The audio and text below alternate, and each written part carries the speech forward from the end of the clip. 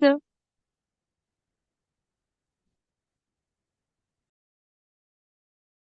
Okay, thank you Deethu. നമുക്കെന്ന് class start ചെയ്യാം. അപ്പോൾ നമുക്ക് വാസ്തുവിനെ കുറിച്ചാണ് നമ്മൾ ഇന്ന് പഠിക്കാനായിട്ട് പോകുന്നത്. എന്തിനാണ് നമ്മൾ ശരിക്ക് ഈ വാസ്തുവിനെ കുറിച്ച് പഠിക്കുന്നത് എന്ന് നമുക്ക് തോന്നാം. ഞാനും നേരത്തെ കഴിഞ്ഞ ദിവസം പറഞ്ഞിട്ടുണ്ടായിരുന്നു, വാസ്തു എന്ന് പറയുമ്പോൾ ഞാനൊക്കെ പഠിച്ചിറങ്ങിയ കാലഘട്ടത്തില് എഞ്ചിനീയറിങ്ങിനെ സംബന്ധിച്ചിടത്തോളം നമ്മളൊക്കെ ആധുനിക വിദ്യാഭ്യാസം കിട്ടിയവരാണ്. 93-ലാണ് ഞാൻ എഞ്ചിനീയറിംഗ് കഴിഞ്ഞിറങ്ങുന്നത്. ആ സമയത്ത് വാസ്തുപ്രകാരം ബിൽഡിങ്ങുകൾ ചെയ്യുക എന്ന് പറയുന്നത് തന്നെ നമുക്കൊരു വെല്ലുവിളിയായിരുന്നു. അതുകൊണ്ട് തന്നെ ഞാൻ പലപ്പോഴും വാസ്തുവിനെതിരായിരുന്നു സംസാരിച്ചുകൊണ്ടിരുന്നത്. പക്ഷെ എനിക്ക് വരുന്ന വർക്കുകളുടെ ഒരു 30% വാസ്തുവിൽ അന്ധമായിട്ട് വിശ്വസിക്കുന്ന ആൾക്കാരായിരുന്നു. അപ്പൊ അവര് പറയുന്ന ആൾക്കാര് എന്താണോ പറയുന്നത് അത് മാത്രമേ അവർ കേൾക്കുന്നുള്ളൂ എന്നൊരവസ്ഥ. അപ്പൊ എനിക്ക് 10-ലെ 3 വർക്കുകളും നഷ്ടപ്പെടാനായിട്ട് തോന്നി. അങ്ങനെയാണ് ഞാൻ പിന്നീട് പറഞ്ഞത്, ഒരു കാര്യം ചെയ്യും, നിങ്ങൾ വാസ്തുവിന്റെ ആളിനെ കൊണ്ടുവന്ന് കാണിച്ചിട്ട് വാ, ഞാൻ കറക്റ്റ് ചെയ്യാം. അങ്ങനെ പിന്നെ വാസ്തുക്കാരെ കൊണ്ട് കാണിച്ചിട്ട് ആൾക്കാർ എൻ്റെ അടുത്ത് പ്ലാൻ കൊണ്ടുവരും. അങ്ങനെ വന്നപ്പോൾ പലപ്പോഴും ഇവർക്ക് കേരള ബിൽഡിംഗ് റൂൾ അറിയില്ല. ഇവരെ സംബന്ധിച്ചിടത്തോളം ഒരു ബെഡ്റൂമിന് എത്ര വലുപ്പം വേണം, അല്ലെങ്കിൽ ഡൈനിങ് റൂമിന് എത്ര വലുപ്പം വേണം, ഇങ്ങനെയുള്ള കാര്യങ്ങളെ കുറിച്ചൊന്നും അറിയില്ല. കേരള ബിൽഡിംഗ് റൂൾസും അറിയില്ല.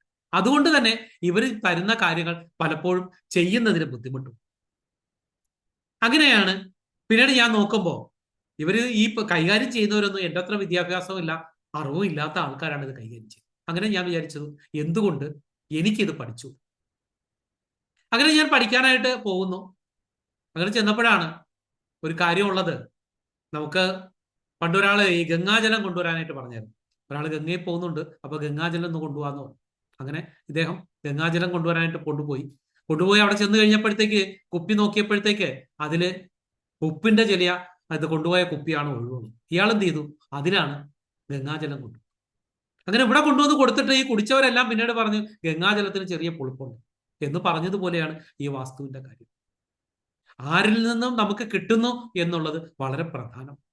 അപ്പൊ ഞാൻ പലപ്പോഴും ഈ ട്രെയിനിലൊക്കെ പോകുന്ന സമയത്തൊക്കെ നമുക്ക് 10 രൂപയ്ക്കൊക്കെ ബുക്ക് കിട്ടാറുണ്ട്. അപ്പൊ നിങ്ങൾക്ക് ഒരു വാസ്തുക്കാരനാണ്. അപ്പൊ ഈ ബുക്കുകൾ വാങ്ങി വായിക്കുമ്പോൾ ഒരുത്തൻ പറയും തെക്കോട്ട് വീട് വയ്ക്കണം, ഒരുത്തൻ പറയും കിഴക്കോട്ട് വയ്ക്കണം, ഇങ്ങനെ പലരും പലത് പറയുന്നു. അപ്പൊ ഇതിനൊന്നും ആധികാരികമായിട്ട് എന്തെങ്കിലും ഉണ്ടോ എന്ന് തന്നെ സംശയമായി. പരസ്പര വിരുദ്ധമായിട്ട് പലരും പലതും പറയുന്നു. അപ്പൊ ഇവിടെയാണ് ഞാൻ പിന്നീട് അന്വേഷിച്ചു പോയി കഴിഞ്ഞപ്പോ എനിക്ക് മനസ്സിലാക്കാൻ കഴിഞ്ഞത്, ശരിക്കും വാസ്തുവിനെ കുറിച്ച് പറയുന്നത് വേദങ്ങളിലാണ്. വേദങ്ങൾ എന്ന് പറയുമ്പോൾ 4 വേദങ്ങളാണ്: ഋഗ്വേദം, യജുർവേദം, സാമവേദം, അഥർവവേദം. ഈ അഥർവവേദത്തിന്റെ 4 കണ്ണങ്ങളുണ്ട്. അതിലാണ് ആയുർവേദം വരുന്നത്. പണ്ട് മരുന്നുരയ്ക്കുന്നവരെല്ലാം വൈദ്യരായിരുന്നു. നമ്മളെപ്പോലെ വിദ്യാഭ്യാസമുള്ള ആധുനിക ശാസ്ത്രം പഠിച്ചവരൊക്കെ ഈ ആയുർവേദം പഠിച്ചാണ് ഇന്ന് അതൊരു ശാസ്ത്രമായിട്ട്. ഇതുപോലെ ഇവിടെയും സ്ഥാപത്യ വേദത്തിലാണ് വാസ്തുവിനെ കുറിച്ച് പറയുന്നത്. അവിടെ സ്ഥാപത്യ വേദത്തില് ഇതിനെക്കുറിച്ച് പറയുന്നതുണ്ടെങ്കിലും നമ്മളെപ്പോലെ വളരെ വിദ്യാഭ്യാസം ഉള്ളവരൊന്നും ഇത് പഠിക്കുന്നില്ല എന്നൊരു ദോഷം ഇതിനുണ്ടായി. കാരണം കുറച്ച് പാരമ്പര്യമായിട്ട് കൊണ്ടു നടക്കുന്നുണ്ട്. ചിലര് സ്വന്തം കാര്യം നടത്തിപ്പിലാക്കാനായിട്ട്, അല്ലെങ്കിൽ വയറ്റിപ്പഴപ്പ് ശാസ്ത്രം എന്ന് പറയുന്നത് ഞങ്ങളെ നാട്ടിലൊക്കെ കളിയാക്കി. ആ രീതിയിലായിരുന്നു ഇത് അതുവരെയും കൈകാര്യം ചെയ്തത്. അപ്പൊ നമ്മൾ പഴയ നിർമ്മിതികളൊക്കെ നമ്മൾ നോക്കിക്കഴിഞ്ഞാല് ഇത് മധുരമീനാക്ഷി ക്ഷേത്രമാണ്. ഇതിന്റെ തൂണുകളില് സപ്തസ്വരങ്ങൾ കേൾക്കുന്ന, ഓരോ കല്ലിൽ കൊളുത്തുമ്പോഴും ഓരോ സൗണ്ടുകൾ കേൾക്കും. നമ്മളെ ടെക്നോളജിയൊക്കെ ഇത്ര വലുതായെങ്കിലും, ഞാനിപ്പോ 31 വർഷത്തെ എഞ്ചിനീയർ ആണെങ്കിലും എനിക്കും പല സൗണ്ടുകൾ കേൾക്കുന്ന ഒരു പില്ലർ ഉണ്ടാക്കാൻ എനിക്കും ഇതുവരെ സാധിച്ചിട്ടില്ല. ഈ ശ്രീപത്മനാഭസ്വാമി ക്ഷേത്രം നോക്കിക്കഴിഞ്ഞാല് വർഷത്തിൽ 2 പ്രാവശ്യം ആ ഇതിന്റെ ഇതിന്റെ ആ ഓപ്പണിങ്ങിൽ കൂടി സൂര്യൻ ഉദിച്ചു വരുന്നതായിട്ട് നമുക്ക് കാണാൻ സാധിക്കുന്നു. അപ്പൊ അങ്ങനെയുള്ള നിർമ്മിതികളൊക്കെ എന്തുകൊണ്ട് നമുക്കുണ്ടാക്കാൻ കഴിയുന്നില്ല? ഒരു എഞ്ചിനീയർ എന്ന നിലയിൽ എന്നെ സംബന്ധിച്ചിടത്തോളം എനിക്ക് എന്തുകൊണ്ടാ ഇതൊന്നും ചെയ്യാൻ കഴിയും? അപ്പൊ ഇവിടെയാണ് നമുക്കുള്ള ബുദ്ധിമുട്ടായിട്ട് വന്നത്. അതായത് വാസ്തുവിനെ കുറിച്ച് പല ഗ്രന്ഥങ്ങളാണ് ഉണ്ടായിരുന്നത്. ഏതാണ്ട് 19ഓളം ഗ്രന്ഥങ്ങൾ ഉണ്ടായിരുന്നു. വാസ്തുവിദ്യ, വിശ്വകർമ്മീയം, തന്ത്രസമുച്ചയം, ശില്പരത്നം, മാധവിയം, ഇങ്ങനെ 19 ഗ്രന്ഥങ്ങൾ പഠിക്കുന്ന ഒരാൾക്ക് മാത്രമേ വാസ്തു കൈകാര്യം ചെയ്യാൻ പറ്റുള്ളൂ എന്നതായിരുന്നു പിന്നീട് വന്ന അവസ്ഥ. ഇതിനൊരു പരിഹാരമായിട്ടാണ് തിരുമംഗലത്ത് നീലകണ്ഠൻ മൂസ് എന്ന് പറയുന്ന ആള് ഈ ഒരു ഗൃഹനിർമ്മാണത്തിന് ആവശ്യമായ കാര്യങ്ങളെ എല്ലാം കൂടി എടുത്തുകൊണ്ട് ഒരു ബുക്ക് ഉണ്ടാക്കി. ആ ബുക്കിന്റെ പേരാണ് മനുഷ്യാലയ ചന്ദ്രിക എന്ന് പറയും. അപ്പൊ ഈ മനുഷ്യാലയ ചന്ദ്രിക എല്ലാ ദൈവീയ ഗ്രന്ഥങ്ങളെയും പോലെ തന്നെ ഇതും കുറെ ശ്ലോകങ്ങൾ മാത്രമേ, 4 വരി ശ്ലോകങ്ങൾ. ഇപ്പൊ നമ്മൾ ഭഗവത്ഗീത എടുത്ത് നോക്കിയാലും 4 വരി ആണ് പറയുന്നത്. അതിനൊക്കെ തന്നെ ഖുർആനായാലും ബൈബിളായാലും ഇതെല്ലാം തന്നെ ഒരു പണ്ഡിതൻ, നമുക്ക് അതിനെക്കുറിച്ച് അറിയാവുന്ന ഒരാള് നമുക്കിതിനെ വ്യാഖ്യാനിച്ച് തന്നാൽ മാത്രമേ നമുക്ക് മനസ്സിലാക്കാൻ സാധിക്കൂ. ഇവിടെ ഈ മനുഷ്യാലയ ചന്ദ്രിക എന്ന് പറയുന്ന ഗ്രന്ഥവും അത്തരത്തിലുള്ളതായിരുന്നു. അത് ഏതാണ്ട് 150 ശ്ലോകങ്ങളുള്ള ഒരു ഗ്രന്ഥം മാത്രമായിരുന്നു. അതുകൊണ്ട് തന്നെ ഇത് കൈകാര്യം ചെയ്യാനും പഠിക്കാനും നല്ല സംസ്കൃതം അറിയാവുന്നവർക്ക് മാത്രമേ പറ്റുള്ളൂ. അപ്പൊ ഇതിന് പരിഹാരമായിട്ടാണ് കോഴിക്കോടുകാരനായ ചെറുവള്ളി നാരായണൻ നമ്പൂതിരി എന്ന് പറയുന്ന ആള് ഇതിനെ മനുഷ്യാലയ ചന്ദ്രിക എന്ന് പറയുന്ന ഒരു ബുക്ക് എഴുതി. കാരണം ഈ ഒരു ബുക്കാണ് നിങ്ങളുടെ ഇതിൽ കാണുന്ന പടത്തിന്റെ. പിന്നെ പണ്ട് ഞങ്ങളൊക്കെ പഠിക്കുന്ന കാലഘട്ടത്തിൽ ഈ ബുക്ക് ആർക്കും വേണ്ടായിരുന്നു. പക്ഷെ പിന്നീട് ഈ ബുക്ക് കിട്ടാനില്ലാത്ത, ഞാനൊക്കെ ക്ലാസ് എടുത്ത് ഇതുപോലെ നിങ്ങളെ കണക്ക് ആയിരക്കണക്കിന് കുട്ടികൾക്ക് ഇത് പഠിപ്പിച്ചതിന് ശേഷം ഈ ബുക്ക് കിട്ടാനില്ലാത്ത അവസ്ഥ വന്നു. ഇന്നിപ്പോ ഇതിന്റെ പുതിയ പതിപ്പ് ഇറക്കിയിട്ടുണ്ട്. ഇതാണ് ആ ബുക്ക്. പക്ഷെ ഇന്നും ഈ ബുക്കും ഇപ്പോഴും കച്ചവടം തീർന്നിട്ടുണ്ട്, ഇനി കിട്ടാനില്ല. ഇന്ന് ഈ ബുക്ക് എവിടെയെങ്കിലും കിട്ടുമെങ്കിൽ നിങ്ങൾ വാങ്ങാനായിട്ട് നോക്കുക. ഈ ബുക്കിനെ സംബന്ധിച്ചിടത്തോളം ഉള്ളത്, ഈ ബുക്ക് എഴുതിയത് ചെറുവള്ളി നാരായണൻ നമ്പൂതിരി എന്ന് പറയുന്ന ആളാണ്. അദ്ദേഹമാണ് എന്റെ ഗുരുനാഥൻ. അദ്ദേഹം ഈ ഇതിനെ കുറിച്ച് നന്നായിട്ട് ഒരുപാട് ഗ്രന്ഥങ്ങൾ അദ്ദേഹം എഴുതിയിട്ടുണ്ട്. അത്തരത്തിൽ എഴുതിയ ആളിൽ നിന്ന് തന്നെ എനിക്കിത് പഠിക്കാൻ കഴിഞ്ഞു എന്നുള്ളതാണ് എന്നെ സംബന്ധിച്ചിടത്തോളം എനിക്ക് ഏറ്റവും വലിയ അഡ്വാൻറ്റേജ്. ഞാനിത് പഠിച്ചതിന് ശേഷം അത്തരത്തിലുള്ള ഗൃഹനിർമ്മാണങ്ങൾ നടത്താൻ തുടങ്ങി. അപ്പോഴാണ് എനിക്ക് മനസ്സിലാകുന്നത്, ഈ ഗ്രന്ഥത്തിൽ, ഈ മനുഷ്യാലയ ചന്ദ്രിക എന്ന് പറയുന്ന ഈ ഗ്രന്ഥത്തിൽ എഴുതിയ ഒരു കാര്യവും എനിക്ക് ഇതുവരെ തെറ്റാണെന്ന് തെളിയിക്കാൻ സാധിച്ചു. എന്ന് വെച്ചാൽ ഞാൻ ഇതുവരെ ചെയ്ത കാര്യങ്ങളൊക്കെ പെർഫെക്റ്റ് ആയിട്ട് റിസൾട്ട് കിട്ടും. അപ്പൊ നിങ്ങൾക്കും ഇത് പഠിക്കാം.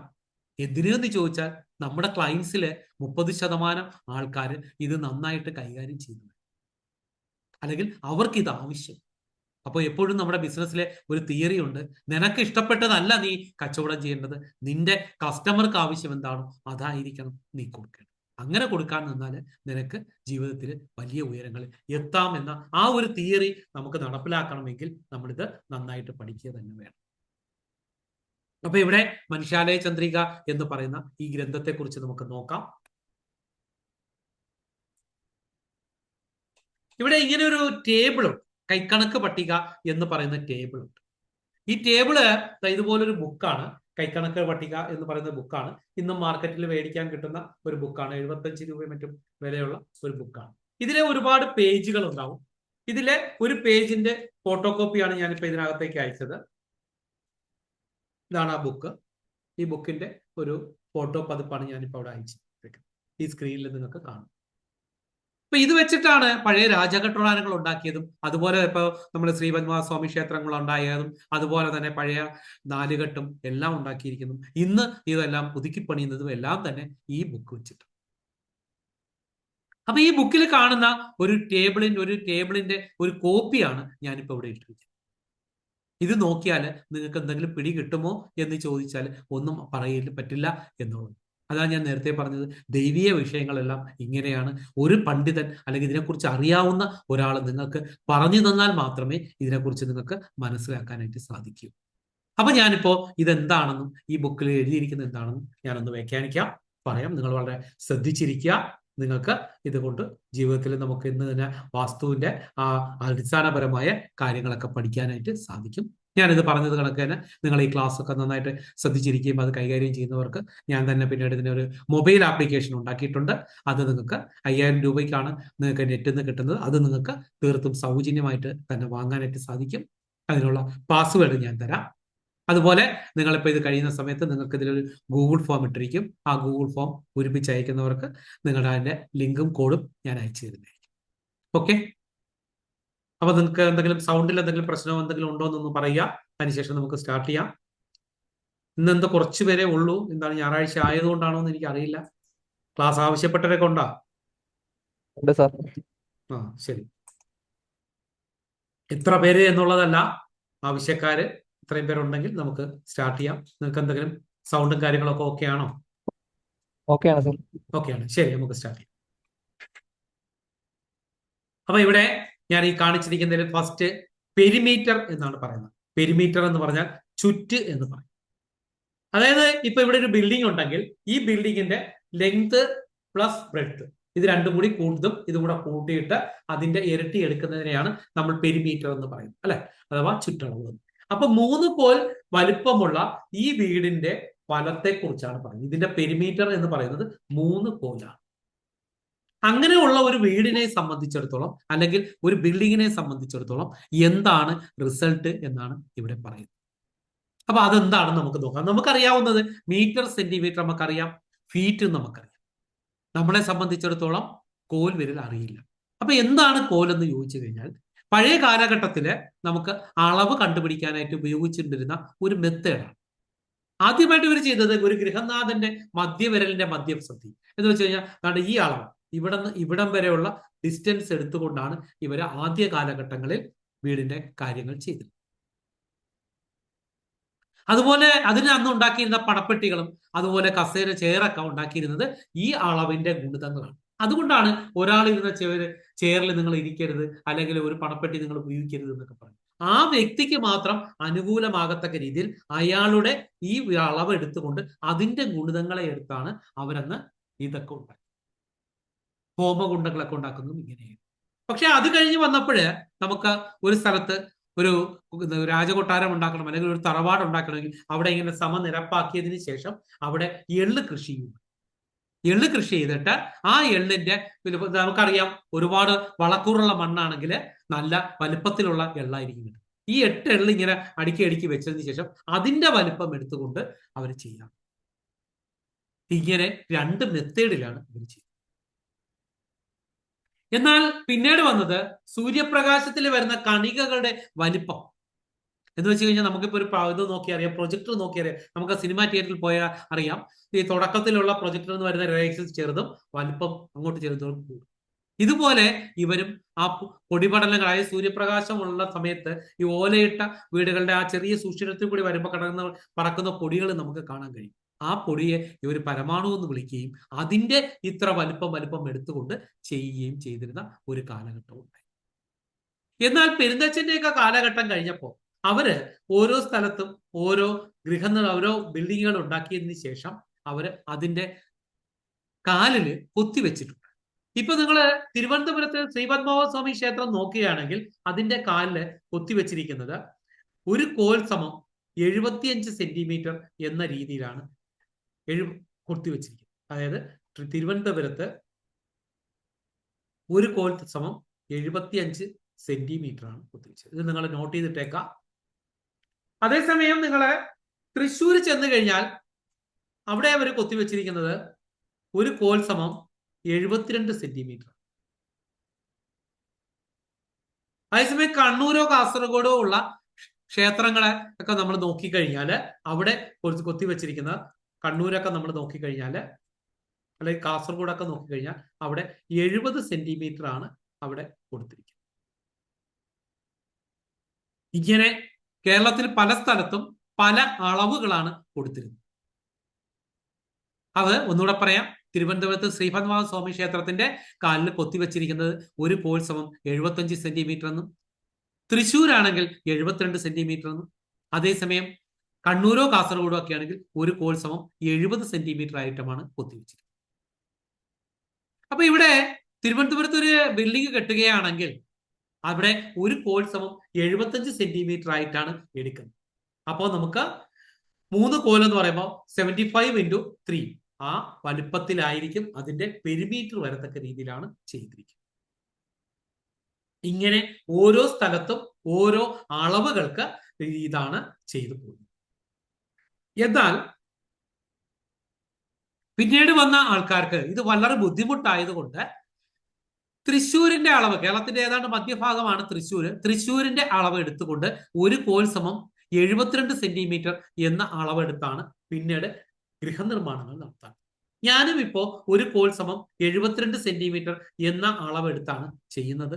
ഇതിനും ഫലസിദ്ധി കിട്ടുന്നുണ്ട്. അതുകൊണ്ട് ഞാനും നിങ്ങളടുത്ത് പറയുന്നത് നിങ്ങൾക്ക് ഒരു കോൽ സമം 72 സെന്റിമീറ്റർ എന്ന അളവെടുത്ത് ചെയ്യാം. അങ്ങനെ വരുമ്പോൾ നമുക്ക് ഇവർ പറയുന്നത് ഒരു അങ്കുലം എന്ന് പറഞ്ഞാൽ വിരൽ എന്നും പറയാറുണ്ട്. ഒരു അങ്കുലം സമം 3 സെന്റിമീറ്റർ എന്നാണ് പറയുന്നത്. ഒരു കോൽ എന്ന് പറയുമ്പോഴത്തേക്ക് 24 അങ്കുലം ചേരുന്നതാണ്. അതുകൊണ്ട് 72/3 72/24 ഈക്വൽ ടു 3 എന്ന് നമുക്ക് കിട്ടും. അതായത് ഒരു കോൽ സമം 72 സെന്റിമീറ്റർ എന്ന് പറഞ്ഞു. ഒരു കോൽ സമം 72 സെന്റിമീറ്റർ. ഒരു കെ എന്നാണ് നമ്മൾ എഴുതാറ്. ഒരു കോൽ സമം 72 സെന്റിമീറ്റർ ആണ്. 24 അങ്കുലം ചേരുന്നതാണ് ഒരു കോൽ. അതുകൊണ്ട് 72/24 ഈക്വൽ ടു നമുക്ക് 3 സെന്റിമീറ്റർ എന്ന് കിട്ടും. അപ്പൊ ഒരു കോൽ സമം 72 സെന്റിമീറ്റർ. ഒരു വിരൽ അഥവാ അങ്കുലം സമം 3 സെന്റിമീറ്റർ. അപ്പൊ 3 കോൽ 0 വിരൽ എന്ന് പറഞ്ഞാൽ 72 × 3 ഈക്വൽ ടു 216 സെന്റിമീറ്റർ. ഇനി 3 കോൽ 16 വിരൽ എന്ന് പറഞ്ഞാൽ 72 × 3 പ്ലസ് 16 വിരലിന് 16 × 3 കോൽ 16 വിരൽ എന്ന് പറയുമ്പോൾ 3 × 16 × 3. ഈ രീതിയിൽ നമുക്ക് കണ്ടുപിടിക്കാനായിട്ട് സാധിക്കും. അപ്പൊ ഇതിനെക്കുറിച്ച് നിങ്ങൾ ബുദ്ധിമുട്ടണ്ട. ഞാനിത് കഴിയുമ്പോൾ നിങ്ങൾക്ക് ഒരു ആപ്പ് തരാം. അതിൽ നിങ്ങൾ ഈ അളവ് അടിച്ചു കൊടുക്കുമ്പോൾ തന്നെ ഈ കോൽ വിരൽ കൺവെർഷനൊക്കെ കൃത്യമായിട്ട് നടക്കും. അതുകൊണ്ട് നിങ്ങൾക്ക് ഇതിനെക്കുറിച്ച് ജസ്റ്റ് അറിഞ്ഞിരുന്നാൽ മതി എന്താണ് എന്ന്. ഓക്കെ, നമുക്ക് വീണ്ടും ഒന്നുകൂടി പോവാം.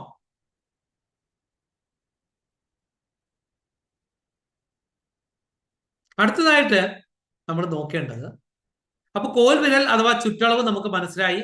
ഇവരിവിടെ പറഞ്ഞത് ഒരു കോൽ ചുറ്റ് 3 കോൽ 0 വിരൽ, അതിലേക്ക് 3 കോൽ 16 വിരൽ. ഇനി അങ്ങനെ ഒരു വീട് കിട്ടിയാൽ 3 കോൽ 0 വിരൽ എന്ന് പറയുമ്പോൾ 3 × 72 ഈക്വൽ ടു എത്ര വരുന്നു? ആ പെരിമീറ്ററിലുള്ള ഒരു വീട് ചെയ്താൽ അതിന്റെ ഫലത്തെ കുറിച്ചാണ് പറയുന്നത്. ആ വീട്ടിലുള്ള ആൾക്കാർ എന്ത് ഗുണങ്ങൾ അനുഭവിക്കും, ഇതിനെക്കുറിച്ചാണ് ഇവരിവിടെ പറയുന്നത്. ഈ ഒരു കാര്യമാണ് ഞാൻ പറഞ്ഞത്. എൻ്റെ ഇതുവരെയുള്ള അറിവ് വെച്ചിട്ട് അല്ലെങ്കിൽ എൻ്റെ ഒരു എക്സ്പീരിയൻസ് വെച്ചിട്ട് ഈ പറയുന്ന കാര്യങ്ങളിലുള്ളത് ഇതുവരെയും എനിക്ക് തെറ്റെന്ന് തെളിയിക്കാൻ കഴിഞ്ഞിട്ടില്ല. നിങ്ങൾക്കും ഇത് പഠിക്കാം, എന്നിട്ട് നിങ്ങൾക്കും ഇത് പ്രാക്ടീസ് ചെയ്തു. അതിനുശേഷം നിങ്ങൾ നോക്കുക ഈ പറയുന്ന അളവുകളുടെ പ്രാധാന്യത്തെക്കുറിച്ചും അതിൻ്റെ റിസൾട്ടിനെ കുറിച്ചും. ശരി, നമുക്ക് സ്റ്റാർട്ട് ചെയ്യാം. അപ്പൊ ഇവിടെ 3 കോൽ 0 വിരൽ എന്ന് പറയുന്നതിന്റെ അടുത്ത എന്താണെന്ന് നമുക്ക് നോക്കാം. അടുത്ത് പറയുന്നത്, നമുക്ക് ഓരോ വീടുകളും ഓരോ ദിക്ക് നോക്കിയിട്ട് നമുക്ക് ചെയ്യാം. ഇപ്പൊ ഇതൊരു വീടാണെങ്കിൽ ഈ വീടിനെ ഒരു ദിക്ക് നോക്കി വെക്കാം, ഈസ്റ്റിലോട്ട് നോക്കി വെക്കാം, അല്ലെങ്കിൽ വെസ്റ്റിലോട്ട് നോക്കി വെക്കാം, നോർത്തിലേക്ക് വെക്കാം, സൗത്തിലേക്ക് വെക്കാം. ഇങ്ങനെ ഓരോ ദിക്ക് നോക്കി നമുക്ക് വെക്കാനായിട്ട് സാധിക്കും. ഇതുപോലെ ഇവർ പറയുന്നത് നമുക്ക് മൊത്തം എത്ര ദിക്കുകൾ ഉണ്ട് എന്ന് ചോദിച്ചാൽ 1 ഈസ്റ്റ്, 2 വെസ്റ്റ്, 3 നോർത്ത്, 4 സൗത്ത്, ഇങ്ങനെ 4 ദിക്കുകളും 4 കോൺ ദിക്കുകളും ചേർന്ന് മൊത്തം 8 ദിക്കുകൾ നമുക്കുണ്ട്.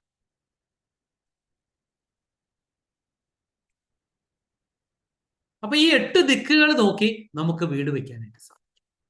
അപ്പൊ ഇവിടെ ഒരു പരിപാടി ചെയ്തത്, നമുക്ക് ഇതിനെല്ലാത്തിനും ആൾക്കാർക്ക് ബുദ്ധിമുട്ടുണ്ടാകാത്ത രീതിയിൽ ഇവര് ഓരോ കോഡുകൾ കൊടുത്തു.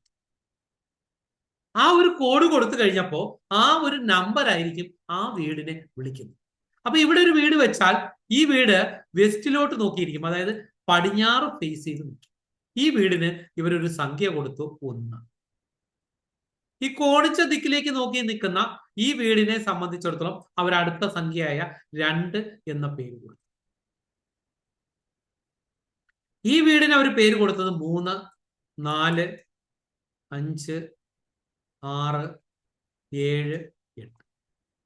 ഇങ്ങനെ 8 വീടുകളെ ഇവര് കൊടുത്തു. അപ്പൊ ഈ വീട് ഇവിടെ വെച്ചിരിക്കുന്ന ഈ ഒരു വീട് നമ്മൾ നോക്കിക്കഴിഞ്ഞാൽ ഇത് നോക്കിയിരിക്കുന്നത് വെസ്റ്റിലോട്ടാണ്, അതായത് പടിഞ്ഞാറോട്ട് നോക്കിയത്. അതിന്റെ സംഖ്യ എന്ന് പറയുന്നത് 3, ഇവിടെ 1, സംഖ്യ എന്ന് പറയുന്നത് 1. അടുത്തതായി ഇവിടെ ഒരു വീട് വെച്ചു, ആ വീട് നോർത്തിലോട്ട് നോക്കിയിരിക്കും, അതിന്റെ സംഖ്യ 3. ഇവിടെ വെക്കാൻ പാടില്ല, ഈ കോണിച്ച ദിക്കുകൾ നോക്കി വീട് വെക്കാൻ പാടില്ല. അടുത്തത് ഇവിടെ നിന്നാണ്, ഇത് ഈസ്റ്റിലോട്ട് നോക്കിയിരിക്കുന്ന വീടാണ്, അതിന്റെ സംഖ്യ 5. വീണ്ടും കോണിച്ച ദിക്ക് വെക്കില്ല. വീണ്ടും ഇവിടെ ഒരു വീട് വെക്കുന്നു, അത് 3ലേക്ക് നോക്കി, അതായത് സൗത്തിലേക്ക് നോക്കിയിരിക്കുന്നു, അതിന്റെ സംഖ്യ 7. അടുത്തതായി ഇവിടെ ഒരു വീട് വെച്ചേക്കുന്നു, അത് കോൺ തിരിച്ച് തിരിക്കുകയാണ്, അതുകൊണ്ട് ആ വീടിന് കൊടുക്കാറ്. അങ്ങനെ ഒരു കോണിച്ച ദിക്ക് നോക്കി വീട് വെക്കാൻ പാടില്ല. അങ്ങനെ നോക്കുമ്പോൾ കോണിച്ച ദിക്കുകൾ നമ്മൾ ഒഴിവാക്കി കഴിഞ്ഞാൽ നമുക്ക് കിട്ടുന്നത് 1 എന്ന് പറയുന്ന സംഖ്യ വെസ്റ്റ് ഫേസ്, 3 എന്ന് പറയുന്ന സംഖ്യ നോർത്ത് ഫേസ്, 5 എന്ന് പറയുന്ന സംഖ്യ ഈസ്റ്റ് നോക്കിയ വീട്, 7 എന്ന് പറഞ്ഞാൽ സൗത്ത് നോക്കിയ വീട്. ഇങ്ങനെ 4 ദിക്കുകൾ നോക്കിയ 4 വീടുകളാണ് പഴയ നാലുകെട്ട് എന്ന് പറയുന്നത്. മധ്യത്തിൽ ഇങ്ങനെ ഒരു അങ്കണം കൊടുക്കും. അങ്കണത്തിന്റെ 4 വശത്തായി 4 വീടുകൾ ഉണ്ടാക്കിയതിന് ശേഷം ഈ 4 വീടുകളെയും തമ്മിൽ കൂട്ടിക്കെട്ടും. വെറുതെ ഇങ്ങനെ ഒരു ഭിത്തി കൊണ്ട് ഇങ്ങനെ ചേർത്ത് കെട്ടും. ഇങ്ങനെ ചേർത്ത് കെട്ടിയെടുക്കുന്നതിനെയാണ് പഴയ കാലഘട്ടത്തിലെ നമ്മുടെ നാലുകെട്ട് സമ്പ്രദായം എന്ന്. അപ്പോൾ അവിടെ 4 വീടുകളാണ്. 1 വെസ്റ്റ് ഫേസ് ചെയ്ത വീട്, 2 നോർത്ത് ഫേസ് ചെയ്ത വീട്, 3 അടുത്തത് 5 എന്ന് പറയുന്ന ദിക്സംഖ്യ ഉള്ളത്, ഈസ്റ്റ് ഫേസ് ചെയ്തത് 7 എന്ന് പറയുന്ന സംഖ്യ ഉള്ളത്, സൗത്ത് ഫേസ് ചെയ്തത്. നമുക്കൊന്ന് നാലുകെട്ടൊന്ന് നോക്കാം. എങ്ങനെയാണ് നാലുകെട്ടിരിക്കുന്നത് നോക്കാം.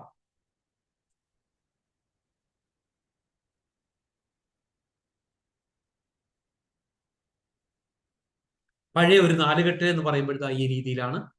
ഈ വീട് ഈ നാലുകെട്ടിന്റെ ഈ ഭാഗത്ത് നിങ്ങൾക്ക് നോക്കിയാൽ ഈ വീട് ഇങ്ങനെ കാണാം. ഈ വീട് നമുക്കിവിടെ കാണുന്നു. ഇത് വെസ്റ്റിലോട്ട് നോക്കിയിരിക്കുന്ന വീടാണ്. ഇങ്ങനെ നോക്കുന്നത് വെസ്റ്റിലോട്ടാണ്. ഈ ഭാഗത്താണ് ഈ ഒരു വീടുണ്ട്. ഈ വീട് മധ്യത്തിൽ ഈ അങ്കണത്തിന്റെ ഇത് ഈസ്റ്റിലോട്ട് നോക്കിയിരിക്കും. ഇവിടെ നമുക്കൊരു വീട് കാണാൻ കഴിയും. ഈ വീട് നമ്മുടെ നോർത്തിലോട്ട് നോക്കിയിരിക്കുന്നു. ഈ വീട് സൗത്തിലേക്ക് നോക്കി. ഇങ്ങനെ 4 വീടുകൾ ഉണ്ടാക്കിയിട്ട് അതിന്റെ ചുറ്റും കൂട്ടിക്കെട്ടുന്നതിനെയാണ് നമ്മൾ നാലുകെട്ട് എന്ന് പറയുന്നത്. ഇനി ഓരോ വീടുകൾക്കും ഓരോ പ്രത്യേകതകൾ ഇവർ പറയുന്നുണ്ട്. അതെന്താണെന്ന് നമുക്ക്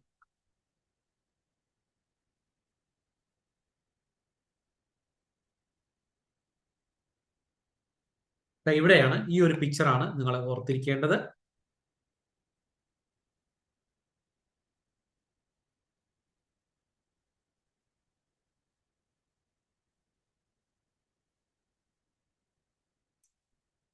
അപ്പോ ഞാൻ ഒന്നുകൂടി റിപ്പീറ്റ് ചെയ്യാം.